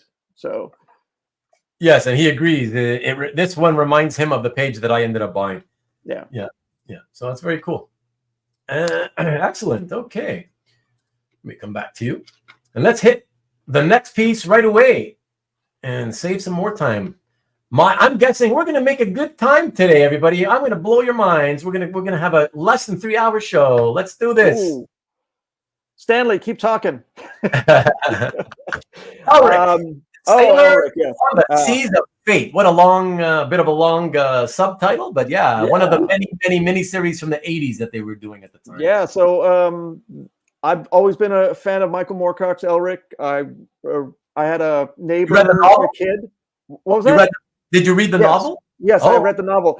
I was coming to that because there was a neighborhood kid that had the books, the fiction books, and the paperbacks. So he let me borrow them for like a couple weeks, and I went through like I believe 4 of the books and read them through and through, and I really enjoyed them. And it's always stayed with me. And I bought this from Michael Gilbert.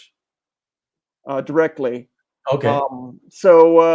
Which this is kind of strange, but when I got it, this page is on acetate. Oh, wow. So it's inked on acetate sheets. So there are no pencils because I asked Michael about it, and Michael said that George, the inker, because they flipped back and forth as inker and penciler. Sometimes George was sometimes penciler, and Mike was the inker, vice versa. So Mike told me that George decided on certain stuff to put it on acetate. So the pencil no longer exists, and it was what Mike told me. It was very light pencils. It wasn't like finished pieces because it was George finishing the piece. So it's breakdowns by Michael and finishes by George. Yeah, but tell us one thing, Hart. Though, if this piece was indeed done on acetate, you're saying your piece that you own is acetate? Yes, it's okay. The inks are on the acetate. But the acetate is attached to and laid over a board. No, it just came in. I think Mike sent it rolled up. That's what I remember. Okay. But I guess what I'm not understanding, if this is a piece of acetate, which is typically clear, why aren't we seeing all that white? Oh, I put it on the back of a white piece of paper. I have a 11/17 sheet, and it's attached to that loosely. It's not. I see. Okay. Yeah. So the text is all pasted on too. So it's but everything is just inked straight on acetate, and it is hard to ink on acetate. I don't understand George's methodology on it, but I think it was probably because the ink spreads faster on the acetate, possibly, and he gets a little more richer black.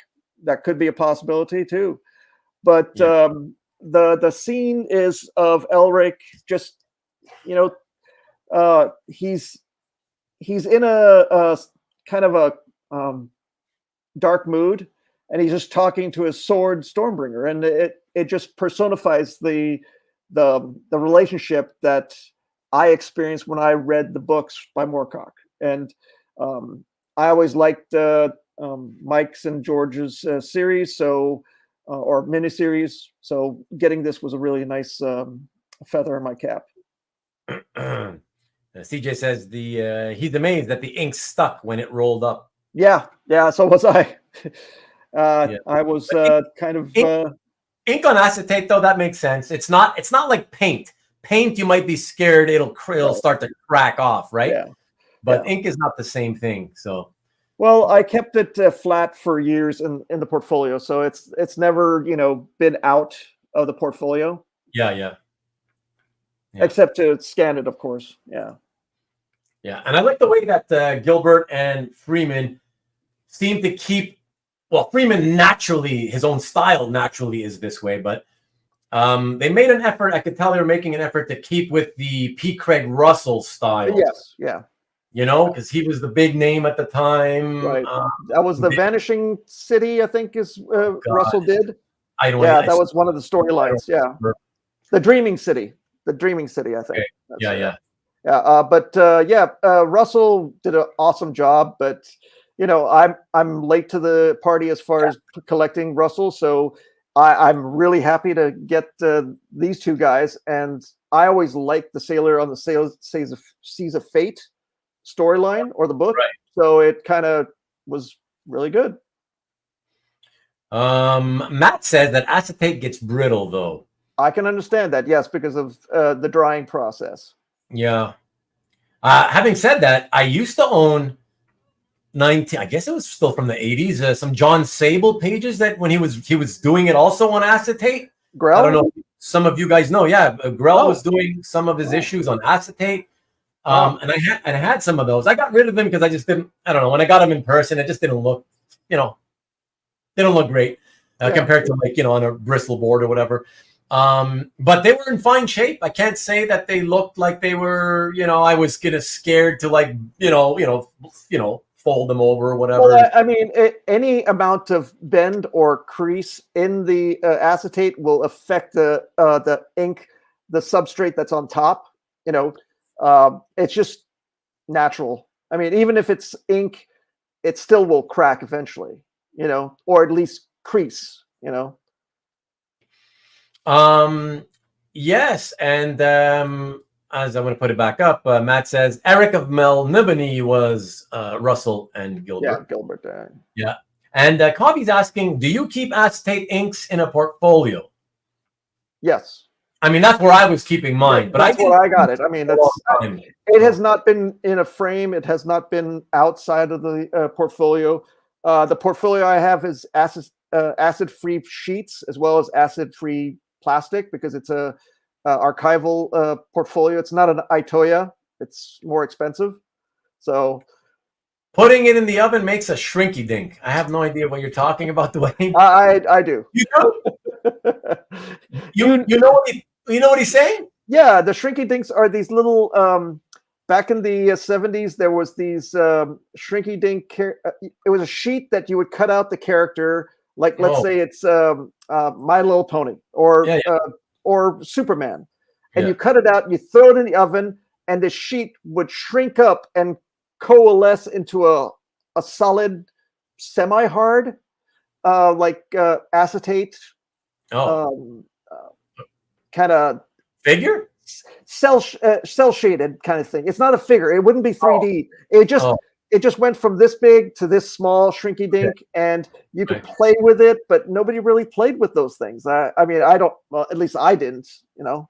All right, Dwayne. Well, at least my guest knows what you're talking about. Yeah. At least pretty cool. Dwayne, did you play with your shrinky dinks? Don't answer that the other way. Yes, just be careful of this stuff. Exactly. And Lee also said he also had a James Bond page on acetate too. Yeah. Maybe that's what I had. Maybe it was James Bond and not Sable. I can't remember. It was ages ago. But it kind of brings me to the thought that maybe acetate was something that all the artists kind of eventually kind of got together and said, "Hey, that's a great idea. I'll do it on my side." And that's probably why we have some pieces on acetate, because they were trying new ideas and new materials. You never know. Yeah. Matt says you can put linoco paper behind acetate and cells too. Oh yeah. Hey Ian, what's up? Hey Ian. Good to see you, Ian. I have a few boxes of them. Okay. We would make wind chimes with shrink dinks. Okay. Dwayne still does. Nice. Oh, okay. Made keychains out of them. Okay. Oh. Yeah, because they kind of became harder. Wow. That's funny. I never did that. It's Matt. Wow. Yeah. They were making it look like animation. Yeah, because it's clear, but the character was in color, right? Okay. So it was imagine a cell shaded piece, right? And then it would shrink up and become more harder, and the colors would become more saturated because you're taking an image and you're shrinking it down. Right. So, and yes, I do remember somebody using it as a keychain. So, all right. But not me. Cool. Well, with that being said, let us get on to the next piece, shall we? Yeah. Yes. Okay. So what did we leave off with? The Airboy, the Elric. All right. So Elric, the next piece, yes, is this one. Oh, more Lobo. More Lobo. Pre-biz Lobo. Yeah. So Barry Kitson and Mark McKenna. I enjoyed Legion, all the different Legions, 87, 88, 89, whatever you want to say. Especially when Lobo joined up. He was always a pain in the ass for Viral Docs, the leader. Viral Docs, yeah. Viral Docs, yeah, sorry. Viral, yeah, it's the VRIL, right? Yeah, that's it. That's it. Viral. Viral Docs. Yeah. And this is, I forget the character who's fighting, but she was another core member for Legion. But it's a cool scene of Lobo being an a-hole, Yeah. And it's still pre what is it, Beasley, and the hair is a little bit bigger, but it's not as crazy as when Biz did it. It's not shaggy and spiky and stuff like that. Well, it's pretty shaggy. I don't know if you call it. I mean, it's like 80s hairband hair. It's 80s heavy metal style. Yeah. I actually like this one more. I was never a fan of the whole Biz Lobo era. Yeah. That's why these are the only two Lobos I have. So I'm good with this. Yeah. Well, no, that's pretty good. Listen, you're only keeping 25 pieces. Two of them, right? Of a favorite character of yours. Like that's pretty good. That two of them made the final 25. So yeah, and it's two different artists, and that's what I like about them. It's just their interpretation. I was looking for a appearance from the Miracle Man issue where Lobo shows up. I forget the artist. He did Miracle Man. What do you? Yeah, Miracle Man. What's his name? Hold on. The issue of Miracle Man. What does that have to do with what Lobo? Well, he guest starred in it. Miracle Man, you mean from Eclipse? From The Alan Moore thing? Scott Free. Oh, Mr. Miracle. Mr. Miracle. Sorry, sorry. That's Yeah. my faux pas. Yes. Definitely yours. Yeah, not mine. Yeah. For So sure. it was Joe Phillips was the artist. That's what it is. Yeah. So that issue is one that I was looking for because it's still in the same vein of early pre-biz stuff. And I do believe that the cover was sold by one of the dealers out there, probably about 6 months ago or something like that, or more. Okay. And by the way, Matt let us know that the chick that Lobo's smacking is named Stealth. Oh yeah, okay, yeah. Matt, you're that good with the names, or did you just read it, or like, do you really know that offhand? Like, that's wild because I read that series and I would never have remembered that. That's pretty wild. But well, I mean, go ahead. No, I was going to say that Ian loved that Legion. He likes the page, and he really loved that series. Well, I mean, most of those characters for the Legion you don't remember their names anyway. I mean, the only person that I remember is Vrildox and Lobo. You know. Okay, Matt is letting us know he was a big Legion fan. I did not know that, Matt. Wow, new stuff. That's cool. Lobo was Gargunza. Who's Gargunza? It's going over my head. Sorry, Marcus. Miracle Whip equals garbage. Okay. What? Okay. All right. Excellent. Let's keep it rolling, folks. All right. And go to the next one. Let me see. And for that, we will show you this. More John Constantine, Hellblazer. Yes, Hellblazer by Marcelo Frusin. I've always liked Marcello's. I said Marcelo before, but Marcello. His work. It was more European style, and I think he changed his style. I have 2 pages that I kept for the 25, and this is one of them. And the earlier Frusin pages were more polished, I guess, because he had an inker, and then this one is where he did his own art for himself. So I don't think he had an inker for it. I could be wrong, but no, it's penciled and inks by him. I always do my research. Okay. Yeah. So he did the whole thing, and this is just John doing some dastardly stuff and bad stuff, and it's got a ghost of a female. I forget the storyline, but it's just a bunch of magicians getting together to do something dastardly, I guess. Yeah. But I always like this. The first panel, the top, the bird's eye view through the panel is really nice. Yeah, I like the aerial view looking down at the pentagram and all those people around, and him in the middle. Yeah, that's pretty cool. One day I'll probably do the word balloons on an acetate sheet and put it over, so I can do that, and that way, because unfortunately, when it's newer art, doesn't have the word balloons, and this deserves the word balloons. Yeah, I mean, this is the type of series where it is more cerebral. It's more about the writing than it is about like eye candy, typically. Yeah. Even though it did have nice eye candy at times, but it's more, it's not wham bam superhero in tights constantly fighting, right? So it's more about the words. So yeah, these are the types of series.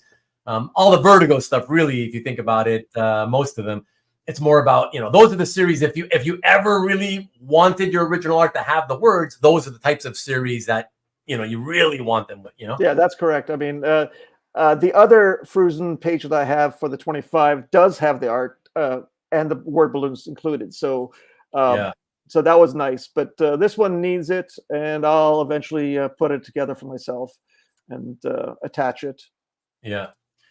And I gotta say, Matt and Cab, I know what you're saying, Matt, with the Mignola reference. I don't see it that much, but I do see what you mean. So a bit, right?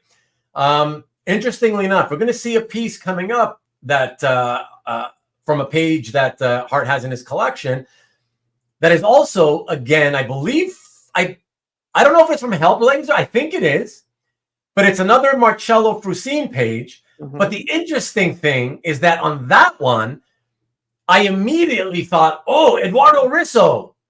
Okay, so that's coming up, I think, in like 5 pages. So I agree. I agree. and you tell me what you guys think when we get there.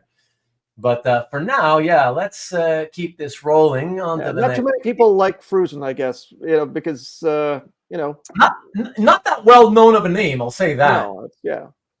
But all right. So the next piece is this one. All right. Demon with Lucifer, but this is not the Vertigo Lucifer. This is the DC Comics Lucifer. This was bought directly from Val. Very nice guy, very nice artist. I have always liked his work. He's a very sweet guy. But this page I scored for $25 way back. Nice. And it's just because it's about Lucifer being disappointed with the demon. And the last panel pretty much says such a disappointment to Demon, and Demon's all pissed off because he thinks he's the king of hell and stuff like that, but he's not. He's just a puppet. And I just like iterations of Lucifer, I guess, that I collect. Obviously, I have the Adversary or Satan in the other Hellblazer page, and then I have this one here. So this was a no-brainer for me. I mean, value-wise, there's no value to it to anybody else. I mean, honestly, but there's some Demon fans out there. I mean, obviously, I know what you're saying. It's not the Val Semeiks Demon pages don't sell for a ton of money on the open market. Whatever, I get what you're saying, but there's fans of it. Yeah, but this is the story, and this is the interaction between the two characters, and it has that kind of a Vertigo direction, if you want to associate it with Vertigo, because it's just a bunch of text that makes sense. I mean, it's the storyline, right? And I enjoyed it. I enjoyed Demon, but this page really, made me go, yes, I want this. Yeah, no, for sure. And nothing wrong with that at all, Yeah. Tom, you knew ahead of time. You should have known ahead of time. You've been here long enough to know that this was going to be very DC heavy. And I'm happy to do a very Marvel heavy episode. But tell you what, help me out a little bit and speak to your friends that haven't done this before and tell them, hey, you should do this with Rubén. Reach out to him. I'd be happy to do it with a Marvel heavy collector. I'm fine. I don't care. I'm just about, getting people in front of other people, talking about the art, getting to know each other, and just having a good time. So I'll do whatever. That's what it is. And lots of demonic art in the Keeper 25 in general between the Demon, Hellblazer, and Lucifer. Exactly. Right.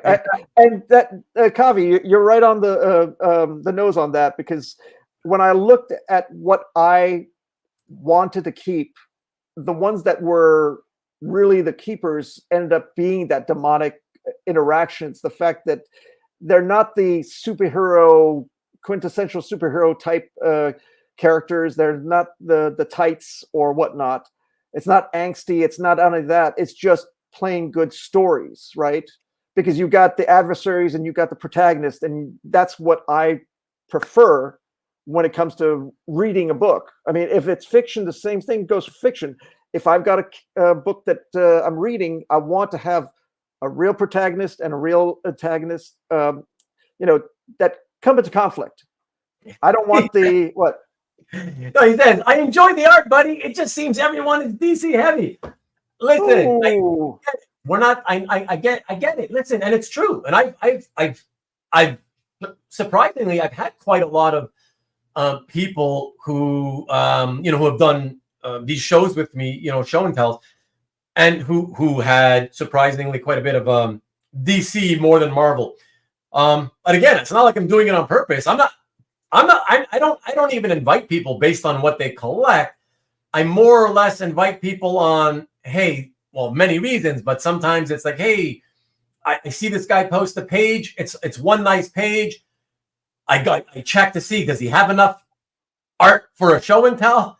And that's good enough for me. I'm open to whatever anybody collects. So yeah, this is why I did some of my earliest shows were with people like NSN Art, right? Mike, Mark Vega, right? Guys who collect, not even forget DC, Marvel, or whatever. They collect these sort of, especially Mark Vega, really extreme outside type, indie type stuff, that most people don't even know, let alone care about. But I'm interested. I like to see the differences in what everybody collects and why they like what they like, so. Tom, there's a challenge right there from Rubén. Bring your guys on. Let's have the Marvel represented. Come on. That's what I'm saying. If you know people, like I'm not even joking. Like if you know people, you think that they'd like to do it, you think that you want to see their collections, tell them to come talk to me, or talk to me yourself on their behalf. Get their permission and then talk to me. I'll be happy to do it. So yeah, pretty clear you enjoyed these stories a lot, and see it's coming through exactly. Yeah, that's what comes for me. Yeah, CJ loves seeing it all. Exactly. Hart, I have a Dylan Hellblazer page and Madam X title page with tarot that fits your scope. Well, right now, Matt, I've got the decision of the 25, so I don't want to jump into new stuff immediately. Thank you. Karl says he's got to go to his girlfriend's house, spend time with her mom, and after her dad just recently, his girlfriend's dad passed away. That's why he hasn't been able to be with us. No time limit to help them heal, for sure. It takes a long time, and you've got to do what you got to do, man. Thank you so much. I appreciate you dropping by under the circumstances, especially, Karl. So thank you. Yeah, thanks, Karl. Appreciate it. Be well. Yeah, it's DC heavy because Hart has good taste. Sticking it to the #1 Marvel fan, There you go. And ascend truth. There, look at that. Marvel guys are introverts. They might be, because it's true. I kind of feel like I do more show and tells with guys who have more DC than Marvel. Well, DC likes to wear tights, so I don't know. Yeah, that's the extrovert in me. So Colin says I'm more Marvel heavy than other stuff, but Ruben's doing the picking, so he'll be doing it in December. It's true. He'll be coming by to do it with me in December. But you don't be mistaken, Javi. People think that I'm more of a DC fan. That's just because I spent like all my time on this channel, like slagging Marvel and hyping DC. I do that for fun. I do that for fun. I do like both, but I grew up more as a Marvel fan, and to this day, even though I try to read more DC, I still think that the Marvel universe is the better universe and the better selection of characters overall, or certainly the best backstories for a lot of the characters. Are you talking like origin stories or backstories for characters? Right. Yeah, I think just the universe itself, how they all crossed them over in the 60s and built the universe that way. I think they did a far better job than DC. Well, the DC also had that 70s wacky story stuff, No, exactly. No sense. Yeah. Exactly, which is why I just couldn't get into that. Yeah. But the reason I try to read more non-Marvel stuff when I do read is because I spent most of my life reading Marvel more than any other publisher. Yeah. And so now it's like I just feel like, you know what? Now's my chance. Now time is limited. I read enough Marvel. I just feel like I've done it. I've read everything I need to read about Marvel. The craziness that they're getting involved with multiverses now, which is the thing I hated about DC in the first place, right? That's the one thing I hated about DC pre-crisis, all these different worlds and Earths and whatever. So now Marvel's doing that. So you're making me really stay away from you now. I want to read Marvel even less than I have over the last 15, 20 years, Anyways, but that's just how it is. So But okay, yeah, I know you're just busting balls. I know that's what we're here for, Tom. That's what we're good for. All of us, back and Big forth. balls or small balls? Oh, let's not get into that. Maybe it wasn't that much wasn't that much DC. No, yeah. I mean, there's been all kinds for sure, you know. I've never been able to understand someone liking one and not the other. Yeah, me too. Me too. More than the other, okay. But that whole Marvel zombie mentality or even DC zombie mentality, I also never understood. Like, yeah, DC vampires and Marvel's zombies was just, in my opinion, trash. But you know what? To each his own. Definitely. You know what, Kobe? And this is for all of you to know. When I do the picking with collectors on show and tell episodes where the collector has quite a large number of pieces in their collection, and they have more than enough DC to fill out a show and tell, more than enough Marvel to fill out a show and tell, and they have some indie stuff in there. I typically try to make it as even as I can. That's what I try to do. I try to go 50-50, you know, 40-40 and 10 or 20% indie, whatever, you know. Yeah, it's about being well-rounded and trying to show as much of a well-rounded example of a person's collection as I can, you know. You got to go soon. Okay, catch you later, Cab. Thank you very much, as always, my friend. Thank you. Hear you there. Been there, done that with the big two. Comics has so much more to offer. Yeah, exactly. Come on, 1960s DC Gorillas, Monkeys, and Apes rocked. Okay. Yeah. Did a decision around 2008 to go full Marvel and sold all DC collections of comics. Wow. Okay. That's wild. That said, I loved so much from both Marvel and DC over the years. Exactly. Me too. But okay. Let us keep it rolling, folks, and get back into this. Let me see. Where was I? So what did we show last? The Demon Page, correct? Yes. Demon Page. Okay. Too much demons. Yes. Too much evil tonight. Yes. The next Van is evil. Is this one used to be from a super hot book for a couple of years back in the early 2000s. Super hot, especially the cover art. Really? Here we go. Oh, yeah. Okay. Now I know. Yeah. Generally by Howard Porter and John Dell. This was. Oh, sorry. Yeah. Sorry for the mistake on the year, everybody. This is it was a copy paste, and I forgot to change the date. So it's probably like 2002 or 1998 or something like that. Yeah, something like that, I would say. But yeah, this is the Grail that I've hunted for years.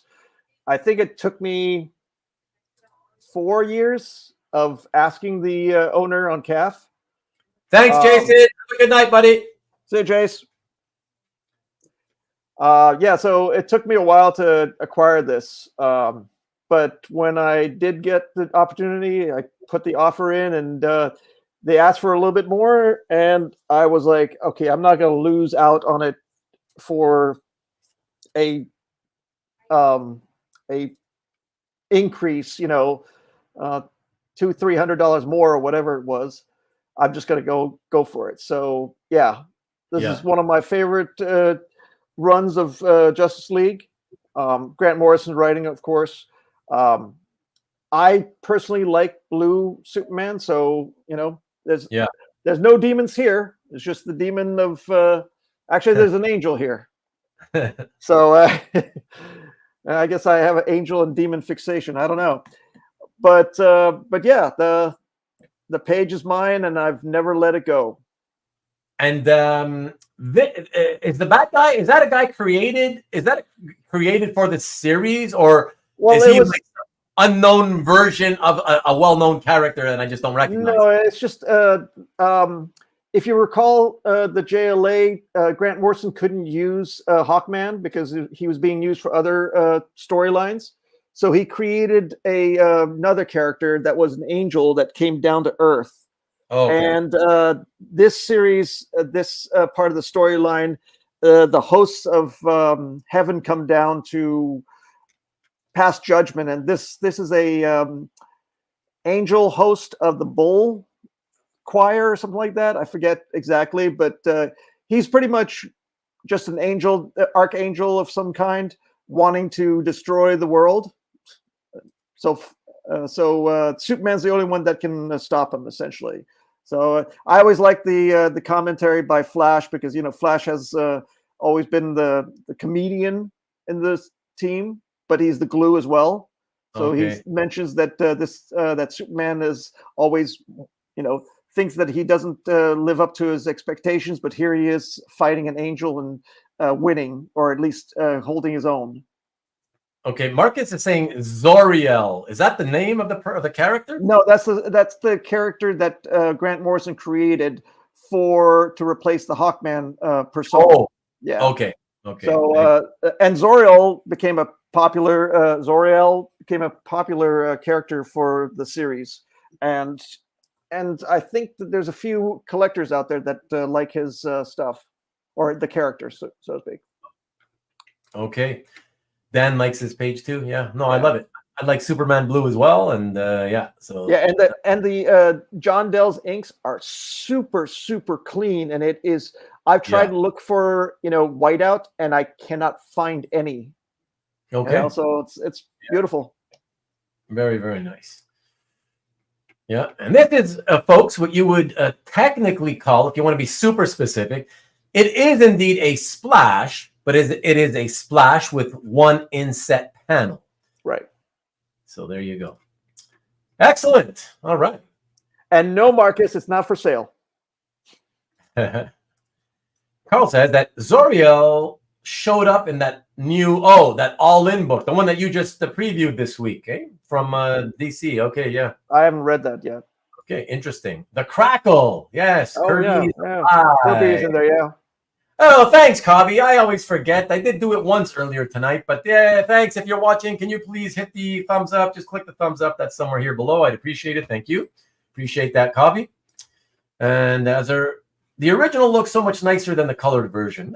Don't they usually? How many times do we have to talk about that, right? Well, when you got computer coloring and blending, it just makes it all weird sometimes. When colors become like really artsy. Marcus has enough Zor-El art, apparently, he says. Oh, okay. Well, good for you. Okay, excellent. Let us hit the next piece here. And what do we have? I don't even know what this one is. Let's check it out. Okay. Tell us about this one, Hart. Okay. Oh, yeah. Okay, so this one I picked up from Mike at NSN. Okay. I remember reading the Books of Magic Life During Wartime, and I enjoyed the story. It was a little bit convoluted, but the art is what drew me in, Dean Ormston. But there was also Duncan I forget his name, Gundan. I forget the artist's. Duncan Figueroa. Duncan that's it. Duncan Figueroa. He did the art too, but I personally preferred Dean's work to Duncan's because it fit the story better. It was more grittier and less. Duncan's style didn't match up to the story, in my opinion, but that's just me. There you go, Figueroa. Yeah. And this is Zatanna being, interrogated, tortured by a bunch of demons, and she receives a gift in the form of a knife, and she just takes care of the business. Zatanna, yeah. The blonde girl, the skinny blonde chick, is Zatanna? Yes, because this in the story, Tim Hunter, who's the character, are you familiar with Tim Hunter? No. He's pretty much like Harry Potter, but grown up, right? Oh, okay, so that's not the Joker. No. He's one of the strongest magicians in the world, so to speak. He's like the Doctor Strange Supreme kind of thing. Okay. And he creates his own world, and he populates it with different characters. And so there's different iterations of some of the DC magic people, individuals, right?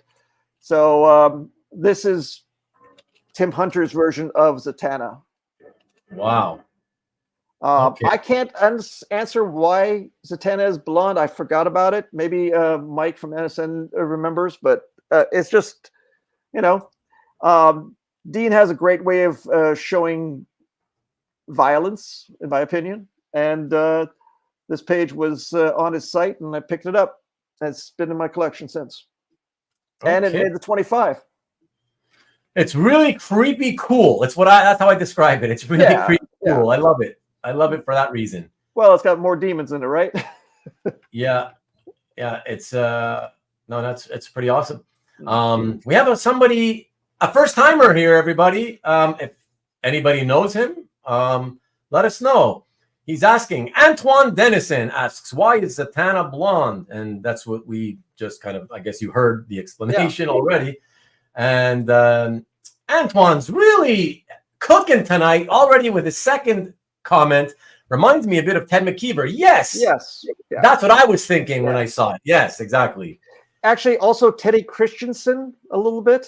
Oh, Teddy Christensen. Interesting. Yeah, so it's that Vertigo style. I think that the Europeans kind of influence on anything. Well, Dean Ormston is in England, I believe. He's British. I believe. Yeah, I believe so. Yeah. Thank you, Dan, for welcoming Antoine. Tell us a little about yourself, Antoine. Obviously, your first time here. Are you an art collector, or you just like art? Let us know. How did you find my channel, by the way? How did you discover tonight's show? Let me know. Do you like Twilight movies?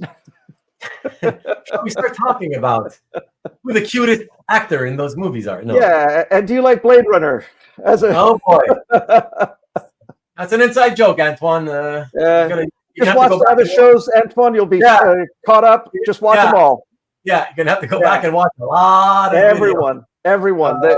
It's pure gold. It's Hollywood gold. That's funny. Okay. Let us, while we wait for Antoine to maybe give an answer to some of my questions, let us go to the next piece. And for that, we go to this one. Okay. Justice League Dark by Alvaro Martinez Bueno and Raul Fernandez. Okay, so this is my only blue line I kept in my 25-25. Okay. So this is art. The art is the inked version by Raul. The pencils are still with Alvaro, but I contacted Alvaro, and the price was a little bit more than I wanted to spend. So I asked him if he had Raul's contact information. He was very nice to pass it along, and I contacted Raul, and Raul sold me the blue line inked page, which I really liked the design that Alvaro did. And it's a really interesting point in the story where Jason Blood loses his ability to turn into Etrigan because something happens to him, and Etrigan and himself are separated in the storyline. And the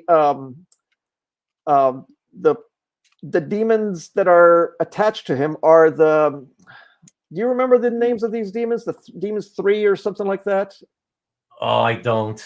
Yeah, it's they're brothers that are demons, and they've been in DC for a while. But I thought it was a very interesting matchup. So I love the shard paneling, and it just fits the overall mood of the storyline. Oh, so, the panels. The panel design is fantastic. I love that. It's just it's more graphic oriented, which being an old graphic designer, I always gravitate to more graphic feel for a page. The more graphic, the better for me. And this one just hit it home, and it was just a no-brainer. Yeah, it's really, really beautiful. And how much of the Justice League Dark have you read? Can I ask? I've read this storyline as well as the earlier one. So I'm very not very familiar, but I read it, I think about a couple years back. So yeah, I enjoyed it. It pretty much did some really interesting things to some of the characters. Wonder Woman shows up in there too, and that was weird. But I guess she's partly being a Amazonian as well as a daughter that was created by gods, so she has that link to the magic. Okay. Oh, there you go. Ian says it. Yeah, those are the 3 demons, right? Thank you, Ian. Rash, and Gast. Yeah. How do they come up with those names? A little bit of whiskey, a little bit of gin. I don't know. Pretty crazy, but yeah, beautiful page, beautiful pencils and inks. Honestly, And I have enjoyed Etrigan or Jason Blood stories, because it's a Jekyll and Hyde story, right? That's what it boils down to, and the fact that I really enjoy when they do Etrigan doing his rhyming, right? So Alan Moore did a great job when he brought Demon into the Swamp Thing stories. God. Yeah, I mean, look at that. That was great. So that was by the way, that was my first exposure to the Demon. Not exposure. So as a kid, of course, at my comic shop, I saw the Kirby Demon back issues in the bins, so I flipped through them, whatever. But the Saga of the Swamp Thing Alan Moore appearances was my first exposure in terms of actually reading anything with the Demon character in the story. Same here. Yeah. That was fantastic. And it just cemented his character. It's just, he was a very strange character but it fit the story. I mean, Alan Moore did a great job in integrating him into the story. So yeah, absolutely. All right, excellent. Beautiful page. Appreciate it. And thank you again, Antoine. Appreciate you coming in, checking the show out, and for answering my questions. That's really cool of you. I appreciate it. And I know that you're probably thinking to yourself, what the fuck are these guys talking about on some of the comments that I highlighted? I can tell you they're all inside jokes because a lot of the people that are in here in the room with you are regulars to my channel.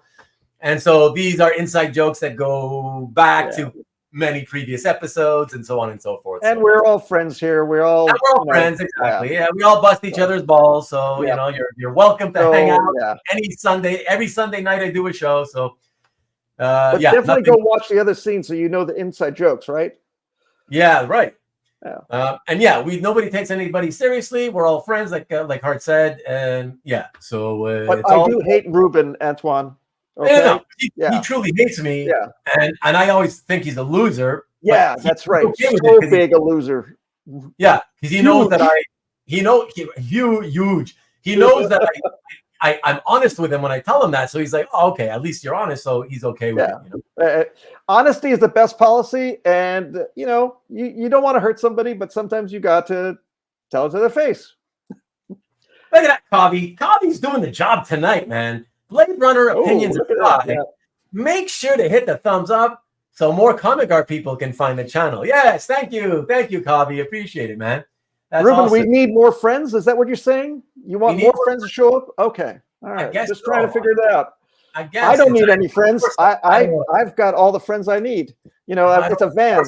Or anything, no Hembeck tonight. No Hembeck. No. Etrigan is a tricky rhymer, indeed. And Antoine, he's hot tonight. The Demon was a swipe from Hal Foster. It was indeed. Oh, really? Yeah. Really? And I've seen that. Yeah, I wish I probably saved it, except I have so many scans saved. I don't know if I could ever find it. But yeah, I've seen the panel where in the Prince Valiant strip, there's a character that you're like, oh shit, looks like the Demon.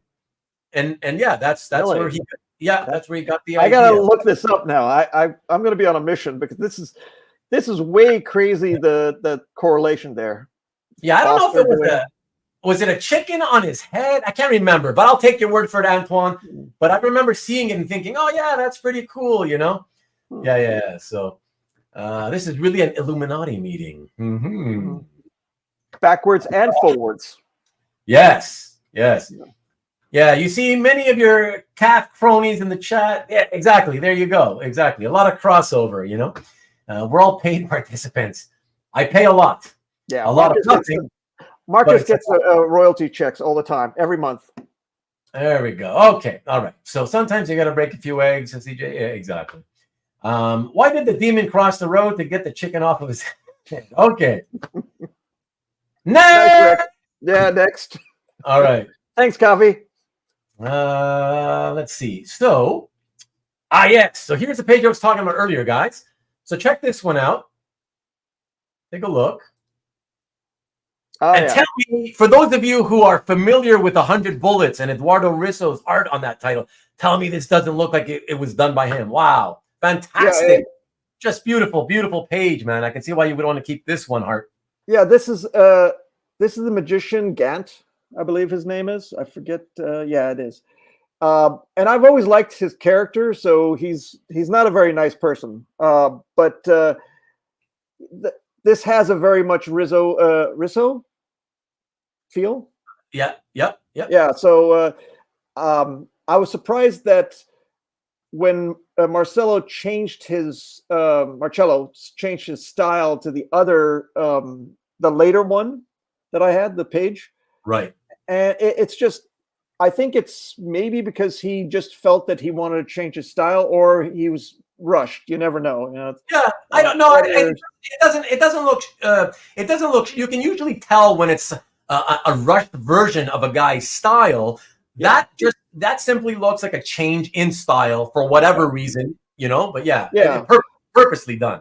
But maybe it's this version he did to kind of jump on the Rizzo bandwagon, and because maybe they needed an artist that looked like a Rizzo. So I just like the fact that this page shows off this character's nastiness. He sends the soul back to hell to be tortured for another like 10,000 years or 1,000 years or something like that. But to him, it's only like a half an hour because he's in the world and the soul's in hell.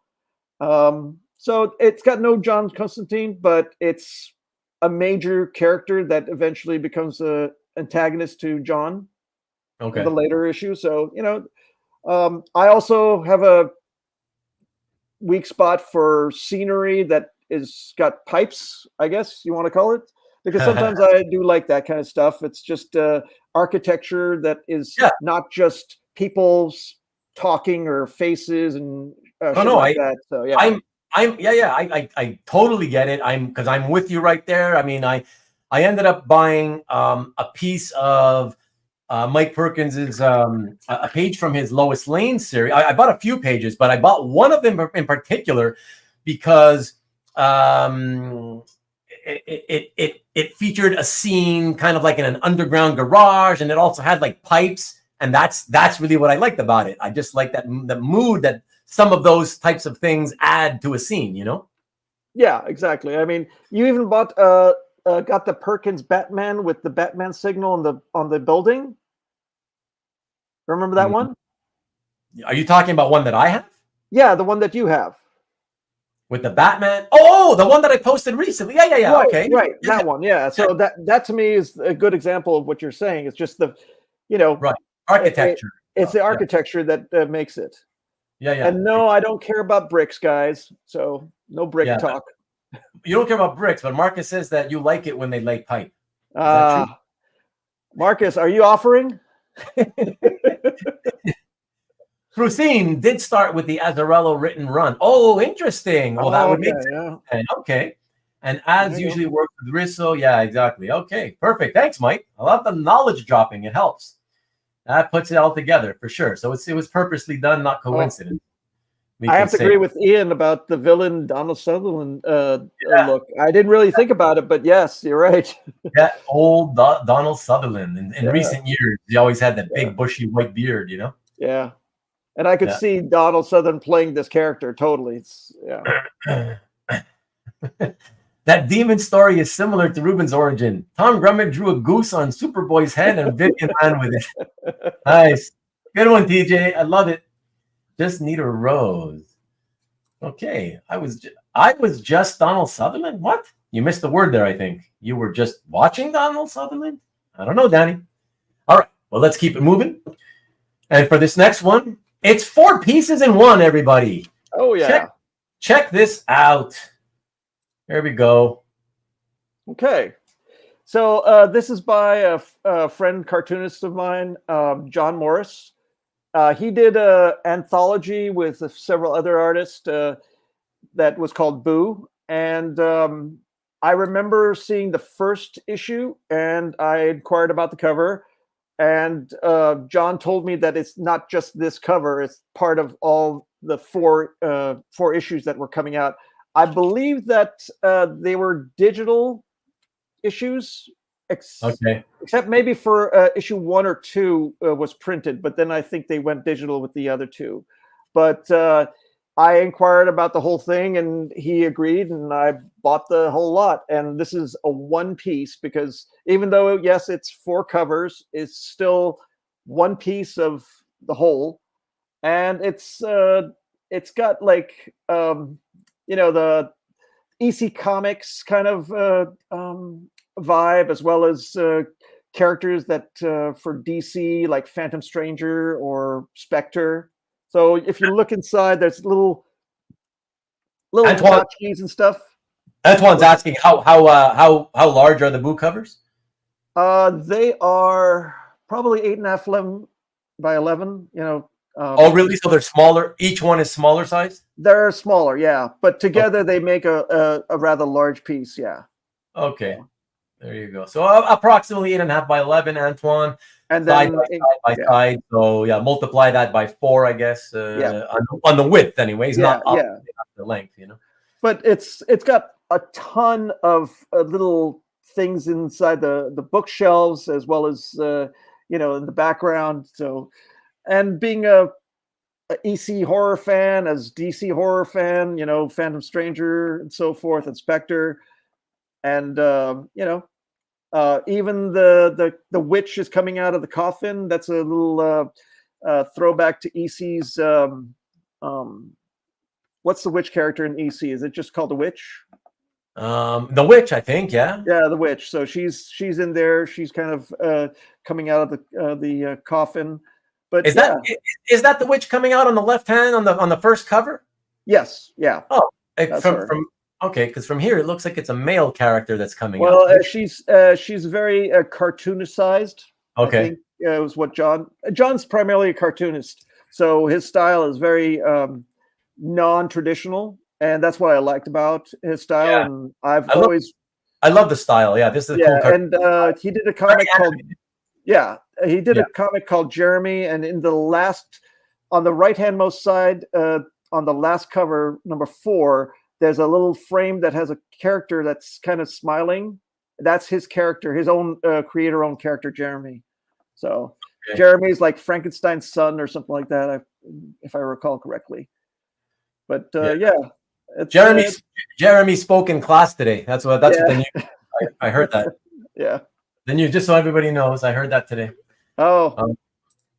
Yeah, but that's a really cool piece. Yeah, I really love that whole super animated look to it. Yeah. I eventually want to, like attach them all together and then maybe get them framed, because that deserves a little more highlighted piece on the wall. Yeah, sure. Why not? Antoine, you're live tonight, baby. I love it. And that's why I interact with you a lot too. I love that art style. It reminds me a bit of the the animation on Powerpuff Girls. Yeah. I mean, it's like I said, it looks like very animated animation type style, right? Yeah. I mean, I encourage anybody to just Google John Morris, and you'll find his stuff. His name or his call sign is Calamity John, Jon. So check him out. He's a great artist, and one of those unknowns that more people should know about. Yeah, there you go. John Jon. Yes, right? Jon. Yeah. Even got a portrait of Hart. Yes, I got that. Yeah. Nice. Thanks, Mike. Yeah. Nice. Okay, cool. All right. Keep it rolling. Let's get on to the next piece. And for that, we go back to the Green Lantern, I believe. I know this one. Let us find out. Yes. Calypso, yeah. So I had at one point 3 pages for the Green Lantern. One was Gold Face, another was Eclipso, and then the third one was Sinestro. But I believe the Sinestro got sold. And I kept the Eclipso one. So and the Gold Face, obviously. But yeah, I always liked the cornball kind of character that GL Hal goes against, and Eclipso is one of those weird DC villains. You know, Yeah. sometimes you can't make sense of what he does, and he's just a crazy character that comes in and out of storylines when they need to have a cataclysm event, I guess. You know, okay, if I let me come back to you guys, if I may just take a minute. So this is kind of the character Eclipso, right? Yeah. Great name. I love the name. In that era, or at least up through the 80s, and before, I just thought like this guy's such a goofball. Yeah. Right, because of just the look he's kind of got, right?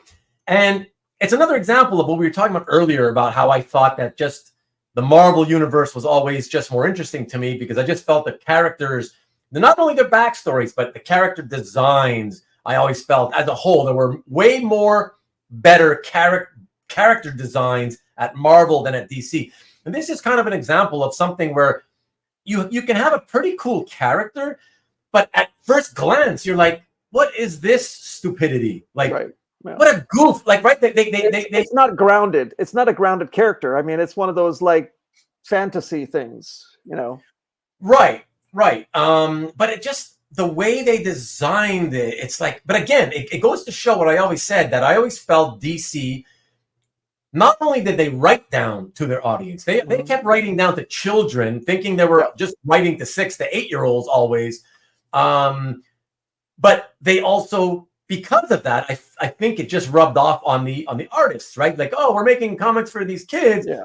So yeah, think of that and keep that in mind when you're designing this next character or whatever, you know. Yeah. That's why I thought it was so cool when an artist can make all the difference. Like in the early 90s, I think it was Bart Sears. Somebody correct me if I'm wrong. Yeah, Bart Sears did a better job with Eclipso. It was like an Eclipso one-shot or something, right? It was a 4-issue miniseries, I think.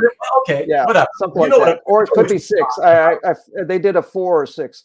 Right. But yeah, right? they brought that character a little bit more adult version rather than the comic kind of, cornball thing that we're seeing here. Right. And that's what I liked. I was like, oh, that came out, and suddenly I was like, oh shit, this isn't your daddy's Eclipso. No, now, it wasn't. Yeah. He looks like a badass. Now they made him look like he's evil. Like you want to take him seriously now, not like some joke character. Like, oh god, I can't deal with this. Bart Sears had that muscle kind of designs anyway. I mean, he created when he drew muscle bound guys and ladies. I mean, they all looked like they were coming out of a workout, 24/7. So Eclipso, looking the way he did, he was more imposing rather than being, a little, just goofball. Yeah. Yes. West Stephen. Oh, what's up, West? Been a while. Holy shit. Eclipso is a Silver Age cloned idea of Crazy Quilt from the Golden Age. Oh. Okay. Who first appeared in Boy Commandos 15. Thanks for the knowledge drop. We always have the great knowledge droppers here. Thank you. Wow. Clone idea of Crazy Quilt. Interesting. Okay. But yeah, like Marcus basically sort of backed me up there. Says by the 90s, that's when they made him a lot scarier. Right. Yeah. I wouldn't say scarier. They just made him scary because he was never scary to begin with, They made him more of an adult character rather than just being a kiddie character, right? Yeah. Exactly. Something that they did what they had to do, knowing that the readers are adults, they're not kids. Let's take one of our characters who's kind of a throwaway, anyways. Right. Let's make more serious. Let's change it a bit so that people could take him seriously from now on. The readers could take him like as a potential threat, a real threat, Yeah. So yeah, had the plastic ruby on the cover. That's true. True. Oh yeah. I forgot about that. That was the weirdest thing that I've ever seen on a cover. Version or whatever. Yeah. Total Eclipso of the Heart. Yeah, exactly. Thanks, Rick. Like the Gazoo. Eclipso had his own crossover event in the early 90s. Yeah, that's around that time that thing came out. Yeah. Boris style and cool knowledge West. Exactly. Yeah. And 2 weeks in a row. I had trouble last time. Necronomultron. Necronomultron. Yeah, that's it. Necronomultron. Hey, yo, what's up, man? Good to see you. Thanks for dropping in. Oh, it's Tricky Trapster. It's the trickster himself. Tricky Trapster. Why are you not going by Tricky Trapster and instead going by Necronomultron? Dude, you see, that's how you throw people off. I bet you even Kavi didn't know who you were. Wow. Awesome, man. Thanks for dropping in. We got Eclipse of the Darkness Within. That's the one. Yeah, 1992 summer crossover event. Okay. Thanks, Caesar. Lee Palmer, yeah, I love that gimmick. Yeah, total Eclipse of the Tharp. Sup, Tricky. Yeah, there you go. All right, let's keep it going, everyone. And that brings us to, so we go, let's see. Let me back up. Or actually, I got away from it just to tell you what I felt about the character. Do we need to again? But did you finish saying what you wanted to say? Yeah, Hart? I mean, it just shows you that the cornballness and that is personified with Joe's cartoon style. You know, I wouldn't take this villain seriously if I came across him in a dark alley, right? Yeah. But for me, I always appreciated some of the villains that GL came across, and Eclipso was one of them. So I was happy to get this page. Okay. Yeah, well, it's very cool. No doubt about it. I mean, it's a great Green Lantern page. He's all over the page himself, fighting with, a well-known villain. And, you got that cool three-dimensional coming out of the panel splashy image, which is great. The panel is really nice sometimes, Yeah, for sure. Yeah. Since you're going by that name right now here, I'll refer to you that way, Tricky. Necronomultron says, early Eclipso is so sick. Yeah. Yeah. I'm a little goofy for us, like I was saying, but I like later 90s Eclipso.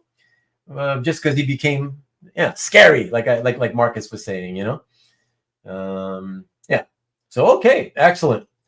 Let us go to the next piece. In tonight's show and tell, the final 25 that Hart is keeping as he makes attempts to divest himself of the rest of his collection.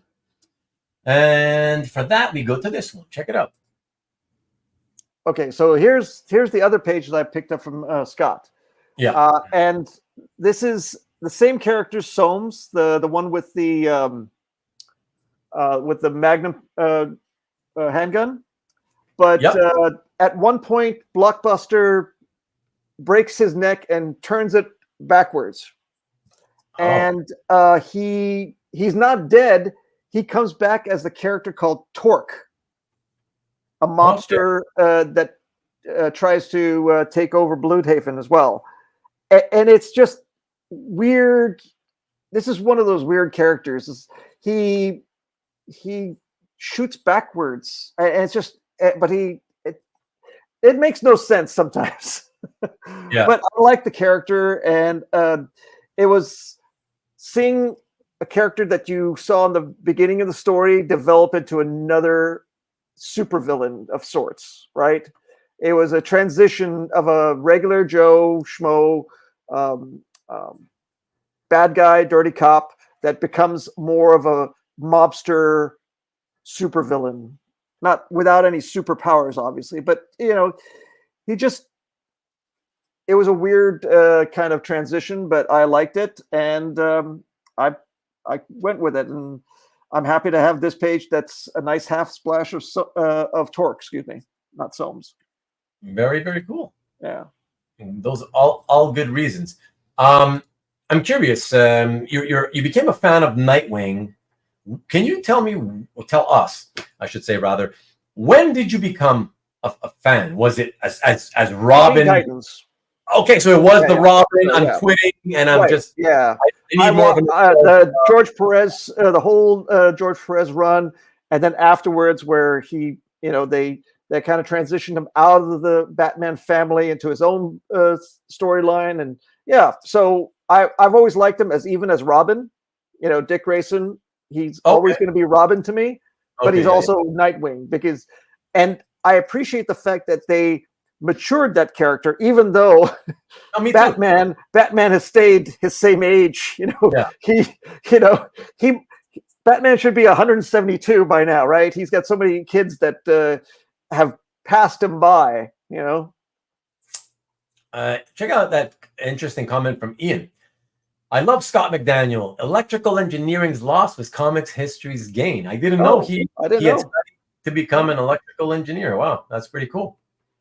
That's a lot of work to do an electrical engineer. Yeah. Thanks, Ian. Yeah, that's pretty cool. He just needs to sit down. I think he's talking about Torque. Oh, Torque, yeah. Yeah. Same when it came to Nightwing. Same for you, Dan. Yeah.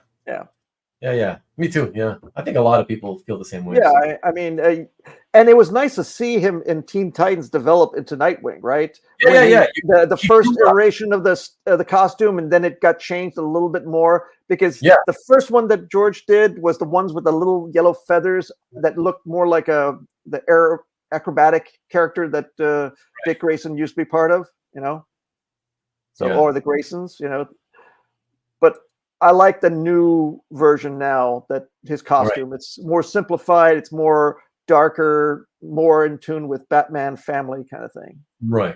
Yeah. Right. And one day when I finally, although I don't need to buy one because Vivian bought one, but so she has a reader, an e-reader, and it's large enough, comic book size at least. When I start getting eventually into the hand of, okay, now we got the reader, let me try to load up some comics in it. I'm going to want to read one day that Tom Taylor run on Nightwing, because so many of my friends have told me, oh my God, you got to read that, because a friend of mine had been the one who recommended that I read, what's it called again? Injustice, right? 5 years worth of this Injustice series of Superman goes evil or whatever. Yeah. And I really loved it. And he's like, oh, if you love that, Tom Taylor's writing Nightwing. And it's like, it's the best Nightwing run, like the best Nightwing. I've got all the hardbacks. Okay. Yeah, I don't get the single issues. I just wait until the hardbacks show up, and then I just pick them up. Okay. And I have the Nightwing omnibus that collects all of the Scott McDaniel story as well. So, obviously, I am a Nightwing fan, or I grew into it more often than not, because the story that developed with Scott's work and Karl's story, or whoever was inking him, really hit home for me. So, yeah, for sure. Antoine is curious. When Torque is with his girlfriend, how does he hit it from behind?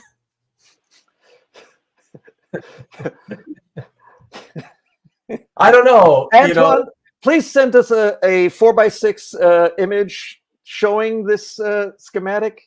How does it work? Yeah, the schematic. Actually, Scott McDaniel, because he's an electrical engineer, could probably figure that out. Yeah. Right. Yeah.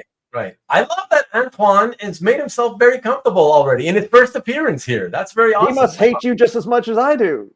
There you go. I appreciate that, man. Nightingale on HBO series was decently done. Yeah, I never saw that. Never saw that. Streamlined. Yeah, that's the word I was thinking. Streamlined. It's more streamlined now, the costume, Yeah. And number one, Marvel fan, my daughter is getting married soon to an electrical engineer. Look, how about that? Maybe is his name Scott? Is his last name McDaniel? Is this bigamy? What? Congrats, by the way. Congrats, because we're like I said, I think I'm older than you. We're around the same age, Tom, and you have a daughter old enough to be getting married. That blows my mind. So yeah, that's crazy. Mind you, I have a niece. My sister's only 15 months older than me, and her daughter is not only been married for a few years, but is pregnant and going to give birth in a few months. So that blows my mind. So yeah, you're just old as shit. We're old as shit. Yeah, exactly. Yeah. Yeah. Thank you. I got Arwen coming in to tell me they've been married for 5 years. 5. We need to know. She needs us to know the exact amount of time that my niece has been married. There you go. Thank you, Arwen. Thank you, Arwen. Yeah, there you go. Hart's giving you the thanks. Free electrical work, Marvel fan. Exactly. Tom Taylor's Nightwing is so good. Say Tom Kazalowski. dropping another one. Okay, so that's what I'm saying. So eventually I'm going to have to get to that because everybody says it's fantastic. And that's the one that he did with Bruno Redondo mostly, or all, I think. I believe so, but all the art is digital, so right, digital, which really tore me apart when I first saw the first hardback. I was like, okay, I got to get art from this book, but then I found out it was all digital. So that would have been in one of my 25s. Okay, yeah, I get that. That's why Matt loves that Bruno. He's not listening right now, but he loves that Bruno Redondo stuff. That's why he's willing to buy mono prints and whatnot. So that's how much he likes it. So I've never gone past that stage to get mono prints. No, I know. We're not even going to go there. Yeah, we're not going to go there. I just it's a whole other put show. it out there for anybody else, but that's enough for me to say. That's a whole other show. All right. Next piece, everybody. Check this one out. Tell us about it. Hart. Okay, so I've been always a fan of Daredevil character, even before Frank Miller and Mazzucchelli. But for a little while, there was this one artist, Lewis Williams, that came on board for like, I think, maybe 10 issues, if that. And his style was very noticeable for me, and I really loved his work. So I found this page, I believe it was on eBay, of all things. And it was, one of those small eBay pictures, that everybody dreads and doesn't know what the hell it looks like. It's early days of eBay. But it's also inked by Al Williamson, which is an iconic artist, and he did a bang-up job inking Lewis. And I'm happy to have this. Yeah, I just want to add myself a little bit, if I may. To me, so I grew up a big Miller fan, Klaus fan on Daredevil. I thought that was the greatest thing ever. When Miller left and Klaus took over on his own, I was already a Klaus fan, so I still enjoyed that.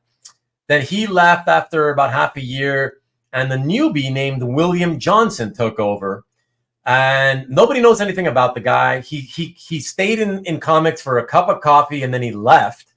So that's really strange, but I enjoyed his work. Then Mazzucchelli took over, and that was not only fantastic, mind-blowing.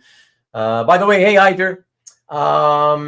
But I think over the years, I've come to think that Mazzucchelli, I may like him now even more than the Miller stuff. But anyways, I do.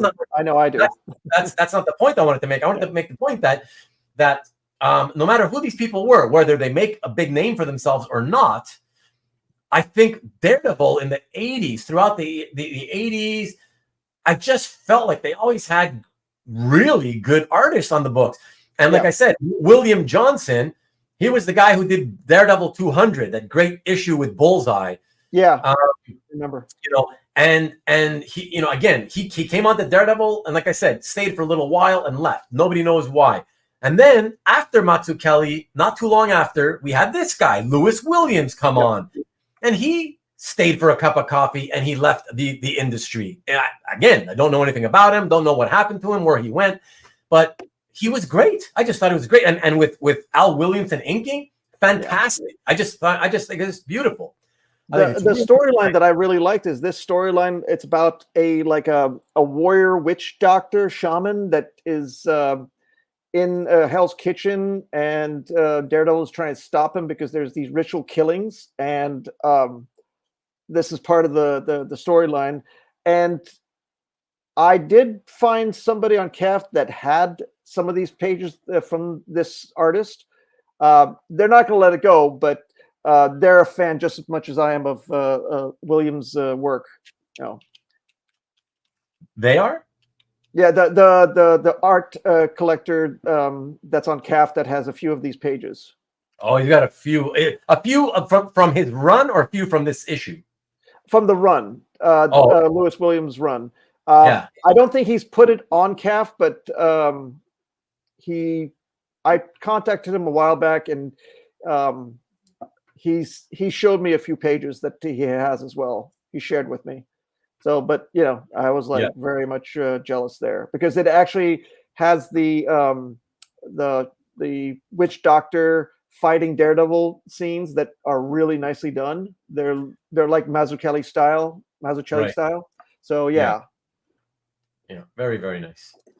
Yeah. So no, it's cool for as little Marvel as you've decided to keep. Yeah, it's a pretty great. I mean, I'm a Daredevil fan, and I'm not going to afford Frank Miller.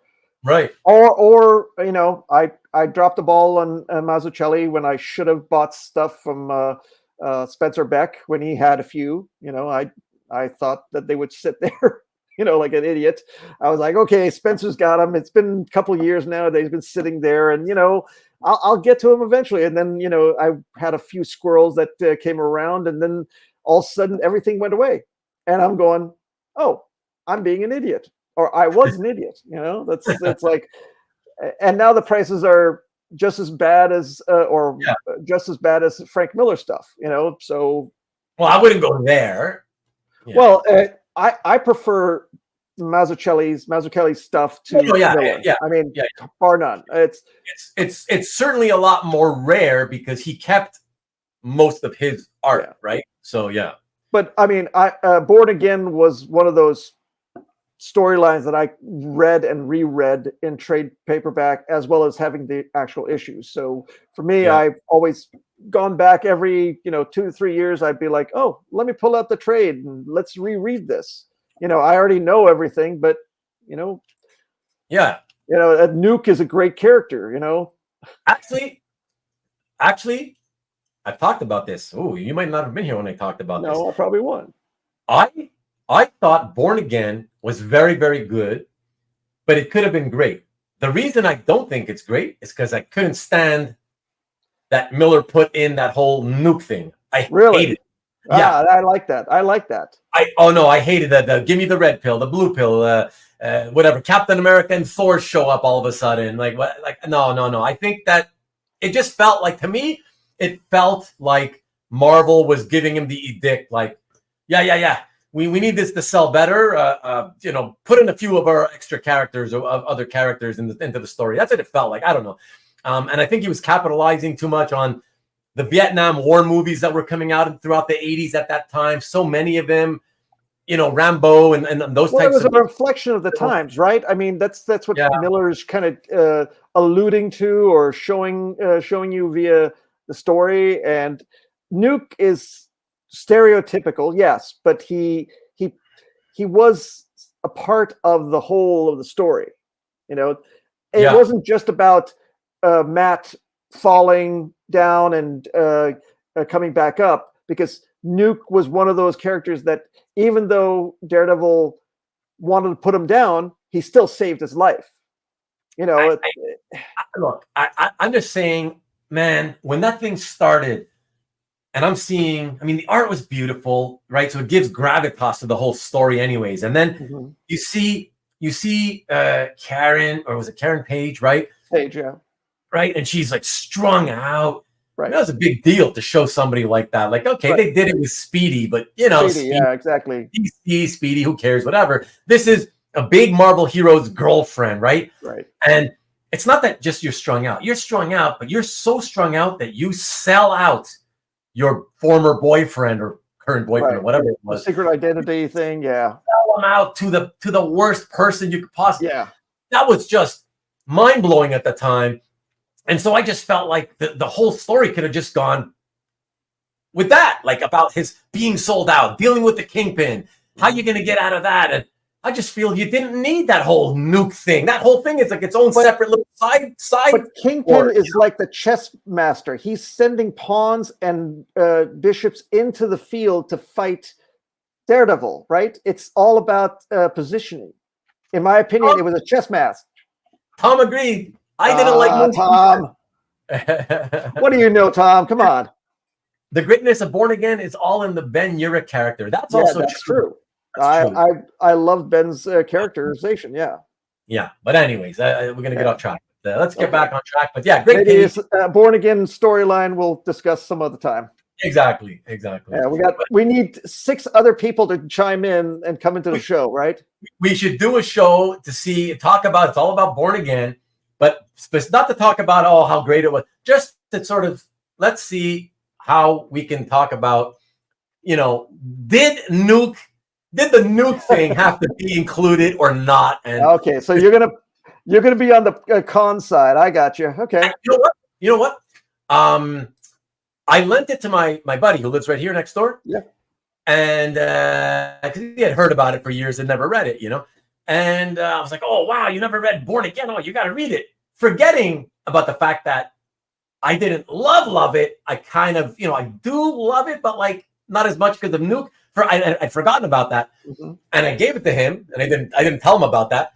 And which is good because this way he goes in with no preconceived notions, right? Right, exactly, yeah. And he gives it back to me, and he comes back, and he's like, I'm like, so what'd you think? And he's like, yeah, it was good. It was really, really good. Like, I gotta say one thing though. I wish he hadn't done that whole Nuke thing because why do you have to bring that character in? Yeah. So whatever.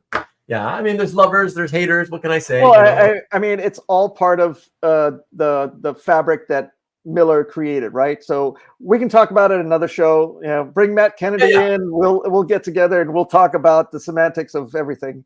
Exactly. And hey, Rich, I guess you're not going to really be hearing me say these words right now because you seem to be 3 hours behind. You gotta. We're not talking about Neil Adams. That was the beginning. Move forward, Rich. Move forward. Eric, still got to reply to your email. I'm so sorry, my friend. What's up, Eric? Haven't read it. I know. You got to read it. Yeah, if you don't really like Daredevil or whatever, then you shouldn't read it. You don't have to read it. But if you like Daredevil, you should read it and let us know. But I will say, if I ever find a Mazzucchelli Born Again page, that would come into my 25. I know for a fact that would happen. Oh, I would hope. I mean, that would be the one grail that I will say that immediately will show up, and I will throw out 2 or 3 if I need to, just to get it in there. No. Yeah. No, I hope so. The TV show will do it justice. Oh, the new Daredevil TV show. I don't know. Yeah. It's called Born Again. It's called Born Again, but I think it's going to be Born Again in name only. Like it's only going to, probably cover a few of the things, but not fully. I don't know. Whatever. We'll see. Keep the mind open. I saw the Bullseye. What is it? The Bullseye costume for the TV show, and I was appalled. But that's what I am. Yeah. No worries, Rich. No worries. But how did you hear me? If you were okay, I was right. You were watching the earlier part of the video, but then how did you know then that he must have gone forward? Okay. He was in the past. He came to the future. Come on, man. It's Back to the Future. Ruben's neighbor didn't like Nuke.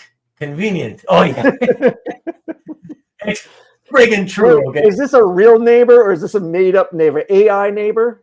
He's real, but he's shy and he doesn't want to come on camera, so I can't have him. Sure, AI, I got you. He's been in the chat a few times. His name is Robert Cookson, and that's the name he uses. He's been in the chat, so I can prove it. So I want Robert to come on the chat and talk about it because it's great if somebody that is not a Daredevil diehard fan and he's coming at it with a similar to your viewpoint, right? That's it. That's exactly Next. All right, let's catch the next one. Only a few left, everybody. Only a handful left. Let's get through this. But I've been enjoying the chatting, everybody. I always do, of course, you know that. But tonight's been a lot of fun, I think. All right, next piece is this one. All righty, Spider-Man Black and Blue. So this was a gift from a friend of mine who's the penciler, Drew Johnson. Okay. And this is one of those gifts that I've kept. So speaking to Marcus, yes, I have a gift. And it made the 25.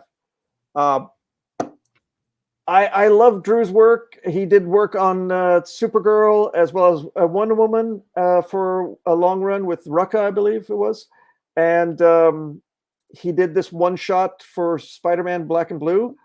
And I like the layout, especially because it's Spider-Man upside down, and it's just very cool. It's got a little cameo from Doctor Doom in the back panel, and it's Oh, got some water towers for Daredevil, right? Oh, I didn't notice Doctor Doom there. So plus it's got obviously Aunt May and Peter Parker talking about being a hero and stuff like that. Yeah, But Sean's being silly, and so he's asking if this counts as 2 pages for your 25. Well, Sean, this is a onesie only. Yeah, and Antoine makes a really, really good point. Like, I even thought, is this really Tom Palmer? I cannot believe this is Tom Palmer, because it looks like he used a different variety of pens, and he may have. This doesn't look like brush at all, and he's always been a brush man. Yeah, he just did. I think it's all pens too, because it is so tight and so clean that I mean, yes, you can get clean with brushes, but it takes a lot of work to do that. Whereas a pen would probably, especially the background with the buildings itself, you know. Yeah, no, for sure, all of it. It's too bad we can't ask him, but it's fantastic. Yeah, it's really, really great. Is that the Ghostbusters building? It could be. I'm not sure. You know, the Pittsburgh steak doneness. Huh? I don't get it, CJ. Pro Quill. Yeah, but not a fan of the coloring, but of course I usually am not. This reminds me of the same time period coloring as that page we saw last week in Matt's collection of that Killer X-23 page he had. Particularly in the small panels. It's got that same weird kind of airbrush looking digital coloring effect or whatever. Well, there was an era where everybody wanted airbrush look, you know. Yeah, it's weird. I don't know. I never thought it looked nice. Airbrush was a product of the 1980s. I mean, it started in the 30s or whatever, 20s or 30s, but it was really huge in the 80s.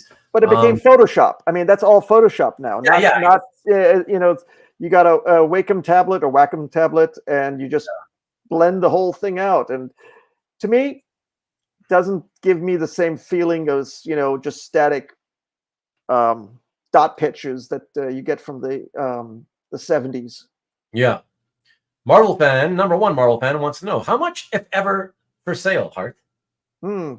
He's interested in the Spidey, it seems. I'd have to get that airsoft gun of yours first.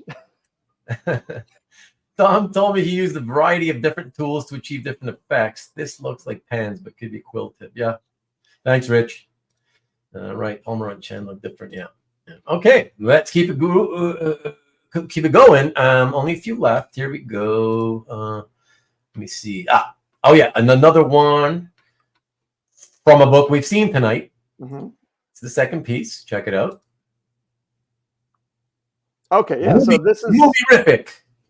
Yeah. So if anybody's seen the Deadpool movie, you know, the last one that had the guest appearance of Gambit and Blade. Been a fan of both characters, so I am kind of a fan of Marvel, number one Marvel fan. So, Tom, you know, but it was great to have this double page splash, and it's the scene where Gambit and Blade team up to take on a vampire that's been stealing kids, and it is beautifully huge. This double page splash, it is amazing, and that's why I'm keeping it. It's just nothing like it in my collection, I would say. Thanks for hanging out with us, Danny. Appreciate it. Later, Danny. Yeah, that's pretty killer. I mean, double splash, whatever, you know. Yeah, I mean the amount of work that went into all the characters just coming down. It's got that Japanese manga kind of action lines that manga's known for, right? So I'm sure Steve put it in because he's a fan of manga or manga styled stuff. Yeah, that's pretty cool. Gambit and Blade back together again. Yep. Yes, sir, Rich. Of Gambit, did you see the Deadpool movie? Yeah, that's what he's talking about. Yeah, that. And CJ was clarifying earlier. They call a very, very rare steak Pittsburgh style, black and blue, charred black on the outside, blue, red, raw inside. Okay, never heard of it. Interesting, interesting. Might have to get to Pittsburgh one day. Speed lines galore. There you go, Says speed lines, yes. Yeah, Super Page Hart seems to be finishing strong, excellent Marvel side taste. Yes, we always try to finish a little bit stronger than we start, you know. Yeah, never liked them much in X-Men. Just turned me off. Yeah, I'm with you there myself. Actually, Tom, kind of annoyed me, to be honest. Okay, there you go. Hideous, absolutely atrocious. Oh, it's the worst. Absolutely atrocious coloring. Yeah, I just had to put it back out there. But yeah. It's like as if somebody threw up colors, right? Rainbows. Yeah, a whole box of Crayolas, you know. Yeah, exactly. Okay, next piece, the fourth to last piece, everybody. One of my favorite pieces of the evening. I just think it's beautiful. Well, you'll see why. Check it out. Oh, yeah. Okay, so Jesus Saez, Brave and Bold. This is an issue that had a team up of Aquaman with Etric and the Demon. So, cool. Yeah, it was a great story. It was a Cthulhu story, and I managed to get this from a guy that bought it, I think, from Jesus, or he was his rep. I don't remember. The guy did a terrible job packing it. I kid you not. It luckily came unhurt. I think the cover, a couple of the corners got dinged here and there, but but it was like the worst kind of thing, and it came from South America, right? So it wasn't like. It came. You got it directly from Jesus? Well, I did not get it directly from Jesus. I got it from a guy that was possibly his rep or a friend of Jesus that was selling it on, and he had a few pieces on calf that didn't include this one, and I inquired about this one as a purchase, and he said, yes, we still have that. And I asked for a price. He gave it to me, and I said, I want it, and he shipped it. But the shipping was atrocious, and it just, luckily, just showed up without that bad of a deal. I mean, yeah. And it's one of my favorite depictions of Aquaman, obviously. Plus, you've got the whole ocean coming with it. So, it's a no-brainer. Yeah. It kind of matches the Justice League, the splash of Superman, Blue Superman. So it's kind of like I like to have. At one point, I tried to get a splash of every JLA member, right, from different comics, but that was kind of hard to find. So I'm happy with just the two. Yeah. Yeah, I'm blown away by all the smaller, the smallest fish that fill up the background, right? The deep those are just little like ellipses or little squinted circles or whatever it is, just loops. Yeah. But it fills it in and it looks authentic, right? Yeah, and it's huge. Yeah. I mean, it's one of the best depictions of Aquaman, and it's been reprinted in certain not the who's who, but the ones that like Walden books or Borders books would have, the DC Heroes books that would show the characters, with their powers, which is kind of who's who, kind of like, but they reprinted this image in a book of that by that who's who styled hardback. Yeah. Well, it's beautiful. Yeah, Stanley thinks it should be a cover. I think it should have been a cover too, but it's gorgeous. It's part of the story. I mean, that's just that's what it is, So okay, excellent. Let's keep it rolling. And last three pieces, everyone. This next one is on the classic side. You'll see in a second what I mean by that. How classic? Oh, okay, that classic. Steve Ditko classic. Yeah. All right. So this is nostalgia for me. Okay. Back in 70s and 80s, my parents and my brothers and I, we would vacation in California, Kansas City, Florida, and stuff like that. So we would always hit the 7-Elevens, and obviously I got a big Slurpee as well as hit the spinner rack, and the Adventure Comics was on the spinner rack. So I managed to, read an issue or two of this comic, and I've always been a fan of Ditko's Starman. So when I came across this, I believe it was Gary Abad, what's his name? Gary Adubato. Adubato that had it. If I correctly remember, that's who I bought it from years ago. Okay. More than 10 years. But yeah, it's my only Ditko, but I like the character Starman, and it's very much nostalgic for my childhood. Yeah, that's fantastic. I think it's got classic Ditko poses on Starman.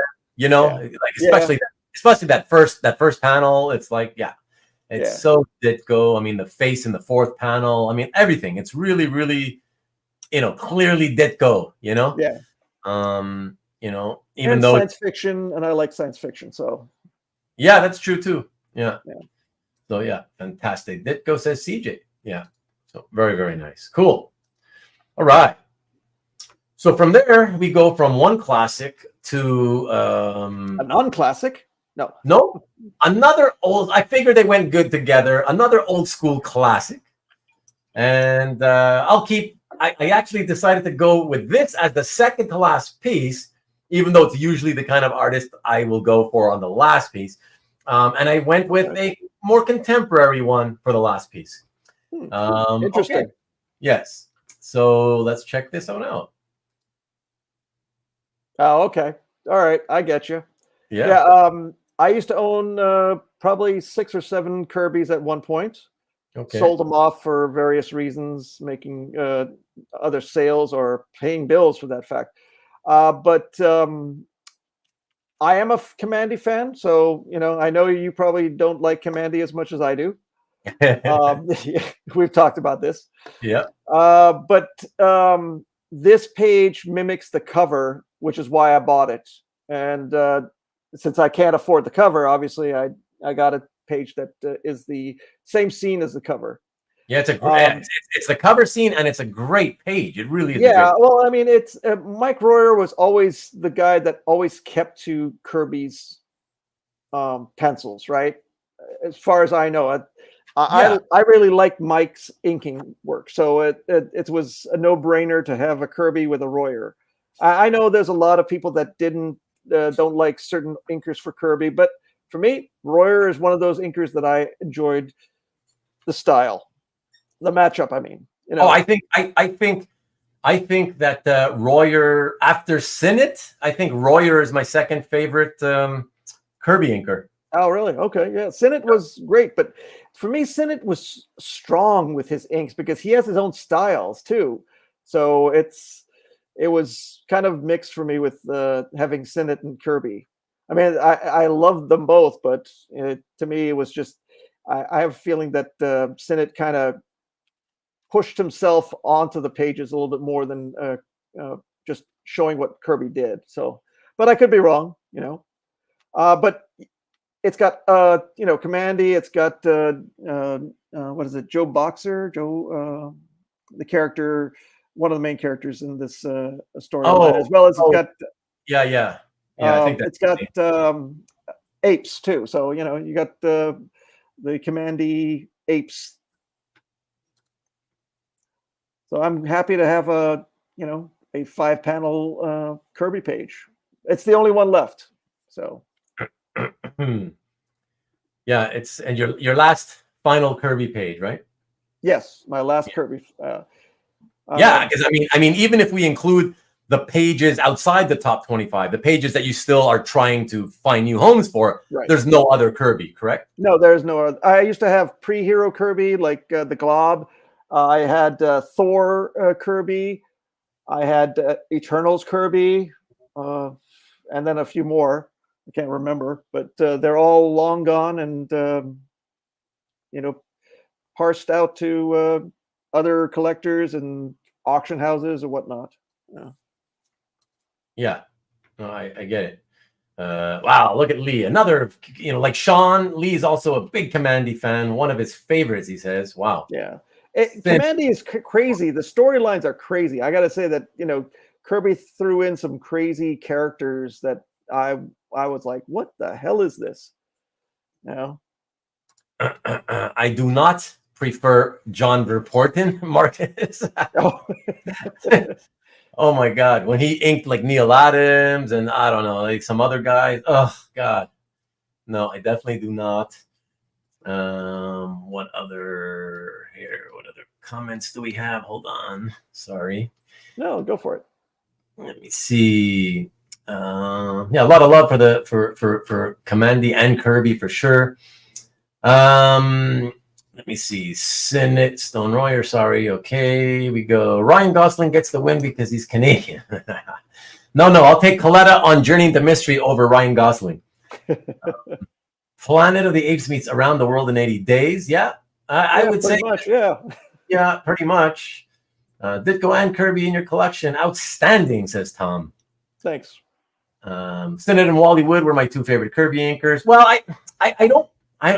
That's the thing, Rich, is that I won't include. Yes, Wood did some nice stuff, but I don't include him just because he didn't do enough stuff. I only want to include. When I talk about somebody's best inker, personally, I'm only going to include people who did long enough runs. Who worked enough with the penciler to yeah.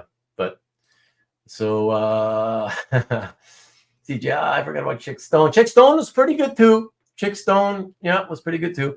But on Kirby, Chick Stone throughout the 70s and the 80s, I thought his stuff it just blew. It was garbage. Yeah. Did Bill Everett ever ink Kirby? Yeah, he did. I forget on what, but I think it was on 4. I thought he did something. Yeah, he did a little bit, not too much. Yes. And Adams also inked Kirby. Okay. All right. So just wanted to go back here real quick. And pop this up here. Now, why doesn't Rubén like Kamandi? Asks Stanley. Because he's half naked. Well, no, Stanley, listen, just real quick. Over the years, I kept hearing people talk about it, like, wow, Kamandi is like the best thing that DC did Kirby did at DC. It's okay. Whatever. Oh, yeah, Kamandi. All I heard is Kamandi. It's amazing, Kamandi.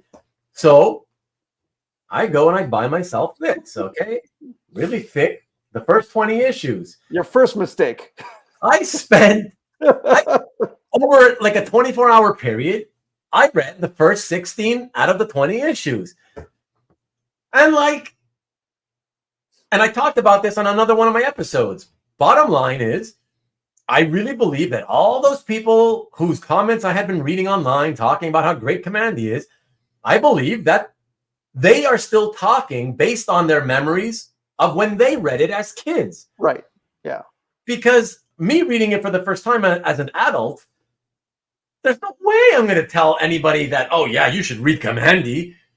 It's just derivative ripoff of Planet of the Apes, and like you said, whatever, Around the World, in a 90 days, yeah.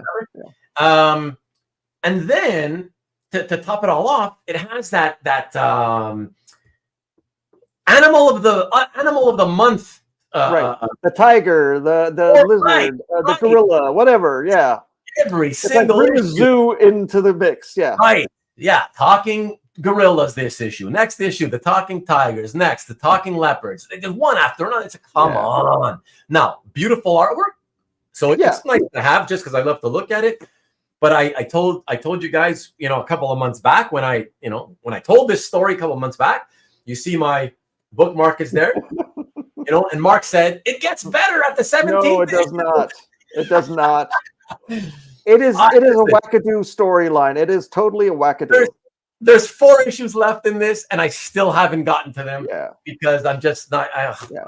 as much as I like Commandy, I would say don't bother reading it because it is not it's nonsensical at some points. It's like I don't know if Jack was smoking something or whatnot, but he was throwing in everything in the kitchen sink.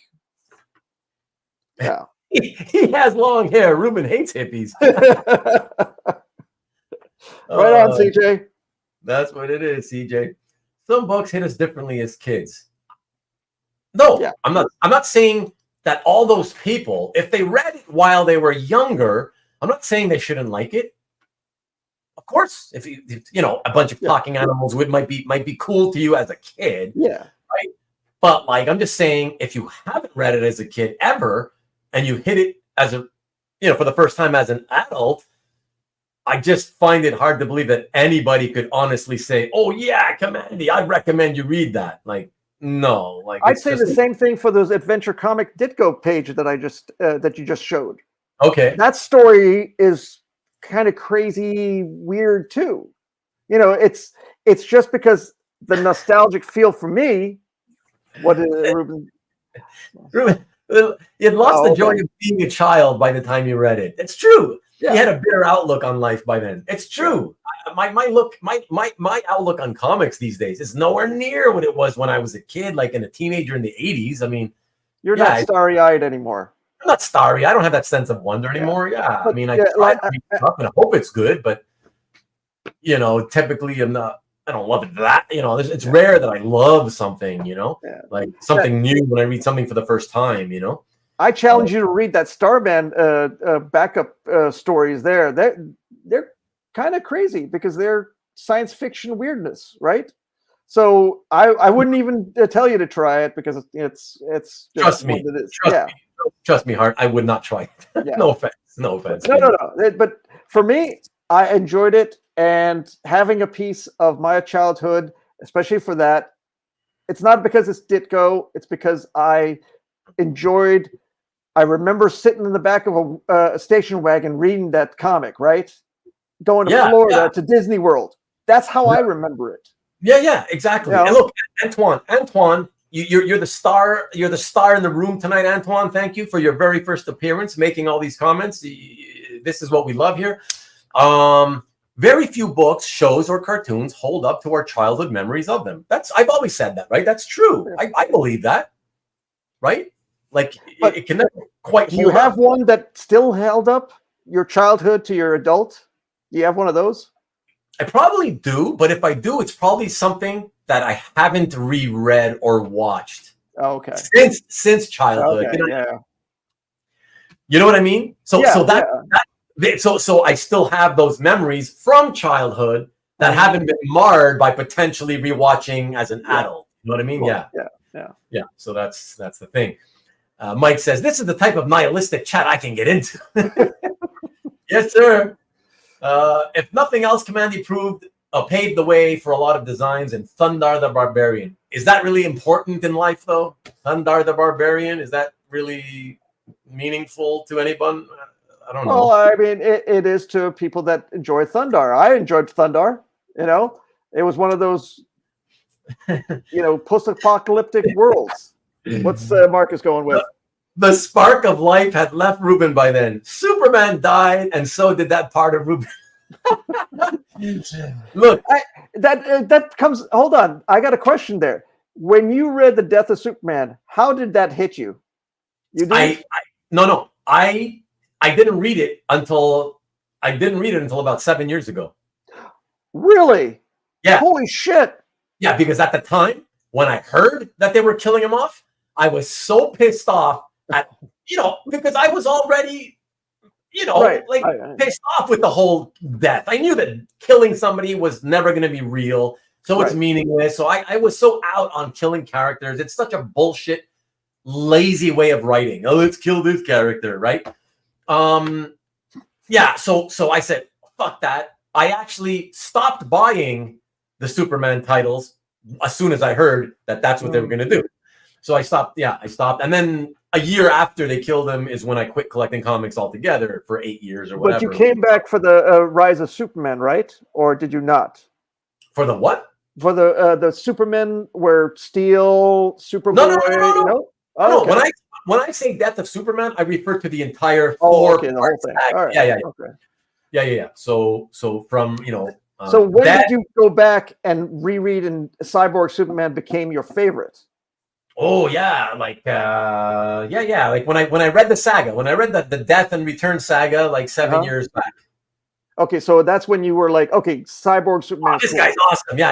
I was like, this guy's like T2 from 1991 or whatever. Like, but like looking like Superman. Like, that's all. Yeah, I can go for that kind of thing. I got you. Yeah. So there you go. Okay, let me catch up, everybody. We'll show you the last piece in tonight's show and tell. Covey, I'm not sure what the hell that symbol was. He's just getting the drum symbol. Keep moving, marching forward. Antoine, let me just tell you, I love the art. I always love the artwork in that issue, but that's another. You think I had trouble with Kamandi? Oh, I had way more trouble, like pulling teeth type trouble with the trade, the epic Marvel epic version of What If. Oh my God, I was like pulling teeth. The stories are atrocious. They're so bad. I think I got to like the 5th or 6th issue, and everyone was horrible. The art on that one is good though, but the stories are just awful. Ugh, unreadable. Rubén had fallen into the grunge lifestyle. I had not.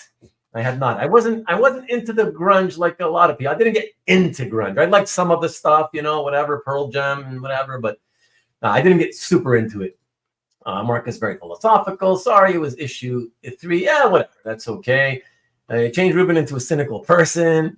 Having not read Kamandi ever, I wondered if it had any similarities. That I don't know, Rich. Yeah, I don't know. Thundar is important to Dynamite. Are they doing Thundar? Oh, man. See, more questions we can ask Nick next week. Yeah. So Marcus is right. That's a Superman broke Rubén.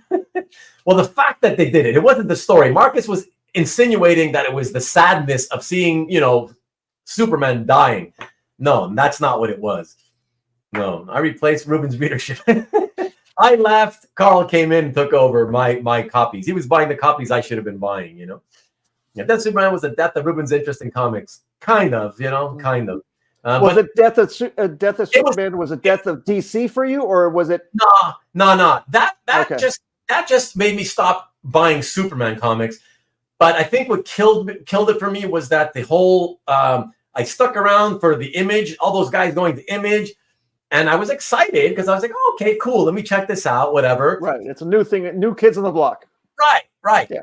But then I read the first couple of issues of every title that blew worse than any Kamandi comic ever did. And it was just like, okay, this is just, oh God, this is awful. And then suddenly Marvel and DC comics all started like going downhill. Like all the art got worse. The storyline started getting worse. And it just, comics in general got bad. And they just in general, the quality drove me out of the hobby. You're talking about the 90s, right? That 90s. Early 90s. Yeah. 92, 93. Yeah. I concur. Yeah. It's just, that's the same for me. Coffee's on point tonight, man. Drum rolling for both the last piece and on behalf of Superman's death. We should just keep talking for another 40 minutes and then have Coffee just say, I've had enough of this shit. I'm leaving. Hey, listen, guys, I was wrong as I usually am. Tonight, we didn't finish quickly as I expected, but I don't regret it because I had a lot of fun. It was a good time. So I make no apologies. Should have went over to Vertigo. I don't know. It never drew me, though, man. It never drew me, that stuff. Those stories, I don't think you would have jived with. Honestly, knowing your style, it's kind of, no, Vertigo is not your bag. Marcus is true about that, though. The big Trimpe fan and the 90s broke him. Man, that Fantastic Four Unlimited is literally, it's some of the worst drawn comics ever in the history of comic books. Herb Trimpe, Fantastic Four Unlimited. Oh my God! Is it the one where he was like scratchy lines and it was just angles? It was just pseudo Image style, right? Exactly that. Yeah, but really bad done. Like somebody who doesn't really get how to do it, and it's just, it still looked like his old style, right? Right. It's like a Silver Age artist mixing in some rendering of the crappy rendering of Image comic. It's just not a good combo, whatever. It's awful, just horrendous. But anyways, Valiant was good for a while. You know, I read a few of those comics, and I agree, Tom. I enjoyed them, but I just didn't stick around. I remember Exo Man of War was pretty fun, and Harbinger, I think. Yeah. I can see Harbinger. Yeah. When every Marvel character needed a bomber jacket, that was like a decade after me. Then Rich, then Dinesh came on and really had it rolling. What? I don't know what that means, but Rubén jived with Lady Death. I did not. I didn't like any of that stuff. All that stuff came out as soon as I left the industry. They started doing all these sexy, half-naked bad girl comics. I enjoyed Evil Ernie. I mean, that's one of the comics that, it was just fun comic. It wasn't like great art, great stories. Oh, that's funny. Then you got me, Jason. You got me. I tell it like it is. If it's true, it's true. Rube was for the broken when he invested heavy into Defiant. I was not. Are you a Plasm fan? I did not buy it. No, I did not buy any of that stuff. Okay. No. And I love Jim Shooter. I was a big Jim Shooter Marvel fan. So, but I did not follow him to that. Needed to get the work and felt he dropped. No, I know that. I know he was desperate. And that's the style they kept telling everybody to draw in. I get that. It's just that he didn't know how to do it properly.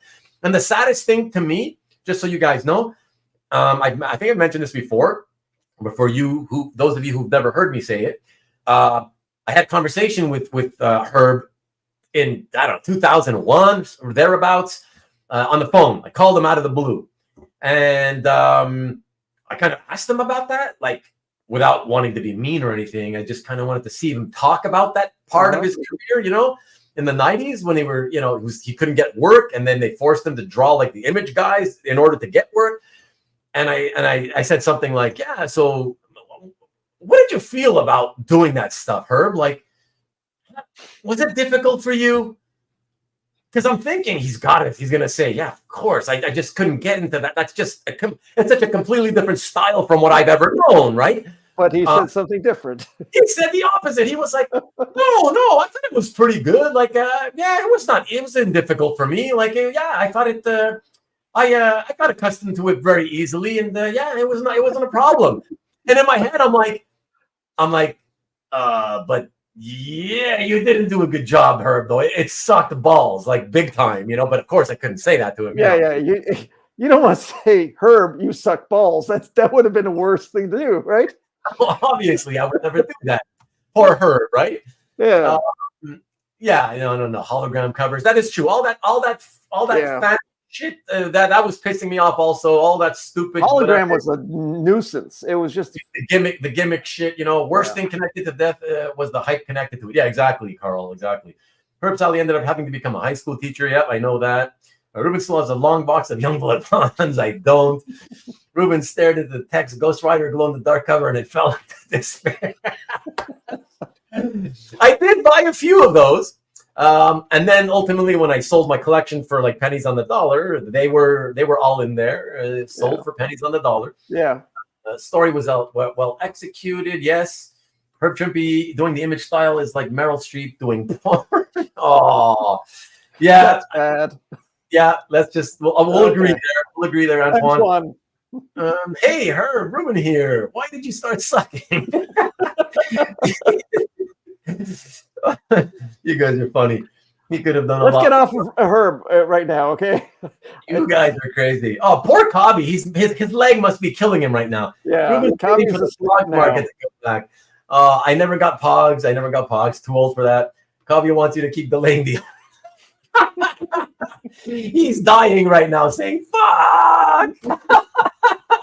Hey, Cobby, I hope you're feeling better. If your leg feels better too. And Rubén invested in Broadway comics. Oh my God, no, I didn't. Oh my God, not Broadway. No, not at all. Street all right, let's do it. Last page. Come on, man. Let's do it, guys. Let's do it. Last page of the evening for this final 25. A long run. Come on. Hart's collection. And as I mentioned earlier, we do jump from the old days back to the more modern days, just because I always love this piece. It's DC. No, I don't know. It is DC. Oh, big surprise. Ending with DC. Yeah. So tell us why this one is also meaningful to you and a keeper. Well, because Herb didn't do this one. That's a good enough reason. Yeah, that's a good enough reason. Let's see. One, it's GL, right? Hal Jordan. Two, it's Parallax. Three, it's Doug Mahnke. It's the Rebirth of Parallax issue, and it is one of the most stunning pieces that I have in my collection. It's better than the Gambit double page splash. Oh, nice. Yeah, I certainly agree. It is stunning to see in the beginning. I mean, in real life. But yeah, I've always been a fan of Parallax's story. Jeff Johns doing it. So yeah, I know that some people don't like the Parallax story, but it's integral to Jeff Johns and what he created with the GL core and Hal Jordan coming back and all that stuff. So yeah, to me, the amount of work that Doug and Alamy did just blows my mind, because like the JLA splash of the Angel versus Superman, this is super clean too. This is, and I'm not against whiteout. I'm just thinking I know for artists to put together as a co-op a piece of artwork and make it so pristine looking is amazing. Yeah. When I do art, I've got, erasing and, whiteout to go over shit. But, this is beautifully done. And, zero errors, if you want to call it that. But I'm happy to have this in my collection because it's one of my favorite storylines to boot.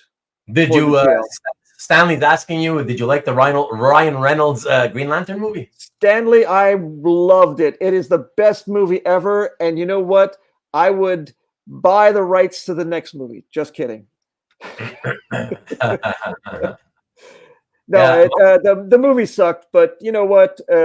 I don't think that they had any kind of intention to make it that good anyway,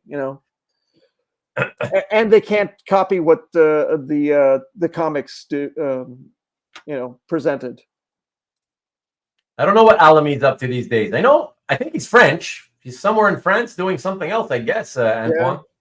I'm not sure, honestly, but still really enjoyed Hal's time as Parallax. Well, there you go. There, Karl's a fan of that. TJ, got to have dinner with Herb and his wife, Lee Weeks and Starenko. Freaking amazing. That's cool. That's why not? Sure, that should be a cool dinner, Where did they split it? It's the split is horizontal, Dan. You can look at it crotches. Look at it horizontally. Go from left to right in the middle, right across his crotch. And his forearms, the forearms and the wrist. You'll see this little white line that's there. That's the gap that is between. Making issues for bad movie execs. Where the pouch is. Yeah. But Cobby, I'm shocked you were still here. With that. Were you falling asleep when we were making jokes and laughing about how much pain you must be in? Because he was taking pain pills because he's saying Hart and Rubén keep talking about dumb shit. Just kept making jokes and laughing our asses off, and you weren't commenting. I figured, you must have fallen asleep because he's sick, That's so funny. Well, I'm glad to see that you're still here. So that's it, everybody. Thank you for everybody for tuning in. Yeah, thanks, everybody. Hart, thank you, of course, for the millionth time for being on the show. My show and tell finally, Exactly. You finally caught me, cornered me, whatever, Exactly. Finally did an official show and tell. And really, it's apropos that it ends up being the way it happened, the timing of it all. Right. It ends up being when you're getting out of the hobby and just kind of whittling down your collection. And you've made your choice for, what my final 25 are going to be, which, makes it perfect for a show and tell. Why not, Now, next week, somebody's going to offer me some kind of grail, and I'll be like, okay, I got to do this now. I'll be right back to where I started. They got me just when I think I was out. They Yeah. pulled me back in. You know, we can't zoom in. There's no zoom feature here, Karl. It's actually a small crotch. If I honestly say that, I mean, Doug does a great job with musculature, but you know, he did the smallest package I've ever seen on a GL. Okay. Hey, Jeff says that he's been listening this evening while making dinner and doing some chores. And thanks for sharing, Hart. Some lovely Thanks, pictures. Jeff. Yes. The show was so long, I need a recap. Okay, Mike. The next 3 hours are coming up right now. Can Hart please rank these pieces in order? Yeah, that's going to happen immediately. No, I'll do it. 1, 1, 1, 1, 1, 1 to the 25th power. Right. Karl says, very ambitious endeavor, and it's very intriguing for all of us. Thanks for sharing your thought process. Well, I'd be interested to see if anybody in the future actually gets to this point. Or I'm just a single, spit in the bucket. Not bad, just under 4 hours. And don't forget, it's 25 pieces this time, guys. So there was those extra 5 pieces, which adds an extra half hour easily on our show, right? And our ramblings, you know. So there you go. Coffee says, good show, gents. Congrats on narrowing to your 25, Hart. And good job, Rubén. You didn't have to make any picks for once. That's right. I mean, I didn't have to make the picks, but I did still have to spend the time deciding what order I would show them in, you know. See, so, I was surprised you had to even do that, you know, because I would have just thrown it all into the mix and just say, hey, here we go. I don't know. I just like to do it. I know. You're a controlling kind of personality, you know. It's Exactly. Everybody, Stanley, you should talk to him about control. Exactly. Yeah. Exactly. Impulse control. Look at TJ, the Joker. There was art shown? I know. It seemed like it was just a talk show. I get it. Yeah, I get it. And we still didn't decide on what the Blade Runner is about. Thank you, CJ, as always. Rich. Am I? I don't know, Rich. Art, my? Oh, yeah. I don't know. It was cold. Over the head again. Good night, guys. Great show. Thanks for sharing, Hart. Thank you, Lee. Appreciate it. Talk to you soon, hopefully. Still waiting to hear from you-know-who. And as soon as I do, I'll let you know. It was fun, wasn't it, Tom? You didn't hear back from Herb? I appreciate it. Thank you for being here, as always. Any plans for Thanksgiving? I don't know why you're at. Oh, you mean Canadian Thanksgiving? That's right. I don't even know when. That's this month. I don't know when this month, but it's this month. No, probably no plans. I don't think so. We'll just, I don't know, have some dinner here, whatever. And you're going to get Tom's airsoft gun and go hunting turkeys. Yeah, that's what I should do. That's what I should do. Yeah. Get his AR-15 BB gun, you know? Yeah. Thank you, Rick. Appreciate it. Look forward to the other half. Thanks. Yes, I look forward to that too. Thank you. Merely a gummy worm. Thank you, Paul. Appreciate it. Thank you. Ian, thanks as always. Appreciate you. And can't wait to see the commissions. Yeah, me too. Rubén is a storyteller. You know that, Karl. You know me. He puts me to sleep every time. I can't have it any other way. I can't. It's just that's who I am. It's just what the show has become, and it's just what I got to keep going with. My son-in-law parents want us to come over for Thanksgiving. Ugh. Who wants to meet the soon son-in-law to be's parents? Right? You have to pretend you're all having a good time and like you care about talking to them. Yeah. You should, Tom. You should have him, fix your electrical lighting or something like that, right? GL joke he was making. Owa, right? The GL. Oh, okay. Thanks, Rich. It doesn't translate sometimes. Sorry. I've got 2 56-page stories. No way can I get down to 25 pieces. Hey, but like we said earlier, Mike, we both agree we would count complete stories as one piece, right? Yeah. Out of your 25. So you got 2 of your 25 right there, Mike. Antoine, the newbie for tonight, says, yes, great show. I enjoyed the art and your indulgence. Thank you. I enjoyed your camaraderie and your constant, interaction with us, man. We love it. If you know anybody else who may watch the other show, but maybe you think they're not aware of this one, by all means, tell them to come by with you next time. We're always. We only want cool people, though. They got to be cool. They got to be cool. But everybody here is cool, so that's it. And, I never thought of myself as cool. Okay, well, I'm the loser. Remember, you said that in the beginning of the show. You are kind of a loser. Okay. Steve, B&G shows up at the last second to tell us Canadian Thanksgiving is on the 14th. All right, so let me look at my schedule here of shows. Oh, that's right, because it's still on is that on a Thursday? Oh, yeah, that's true. No, Monday. Monday. Monday. Yeah. Oh, yeah, okay, because I got a show. Yeah, next week's Nikki B show is Nikki B show's 13th. Yeah.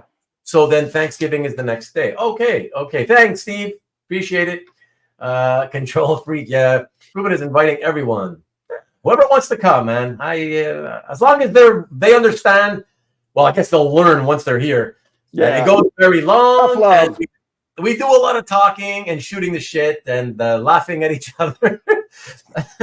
And yeah, next Monday. Thank you. Appreciate it, Cobby. Thanks, man. Have a good week.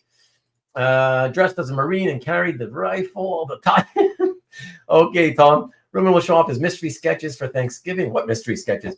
As always, I quite enjoy the storytelling. I appreciate that, Karl. Thank you, man. Thank you. Rubén dressed as Bret Hart as a kid. I didn't. Nice to hang out with everyone after a few busy weeks missing your show. Lovely to have you after a few weeks of missing my show, Rich. Thank you, man. And I had a low rocket on the other. A law rocket? What? Something rocket on the other wall. The entire family were Marines. Oh, okay. So I had all the gear. Oh, wow. Okay, cool. Salute. Wow. Okay, everybody. Thank you again. Don't forget to watch Nikki B's show this Friday. And come back next week to see Nikki B. Hopefully. He wasn't here tonight. 2 weeks in a row he hasn't shown up. Not even just for a second. That's really rare of him. So hopefully he's okay. And yeah, hopefully we'll see him here next Sunday night. And we'll talk about 20 years of Dynamite. I thought there wasn't going to be any fact checking tonight. Nice one. Thank you, Tom. Kazalovsky in Chicago. What's up? Thank you so much. I appreciate it. Thanks for hanging out with us, man. But yeah, I will leave you. We will leave you with next week's thumbnail. Here we go. Thanks, so everyone. There you go. Thank you again, everybody. And catch you next Sunday at 8 o'clock Eastern, 5 o'clock Pacific. Please don't be late. Oh, and go blue.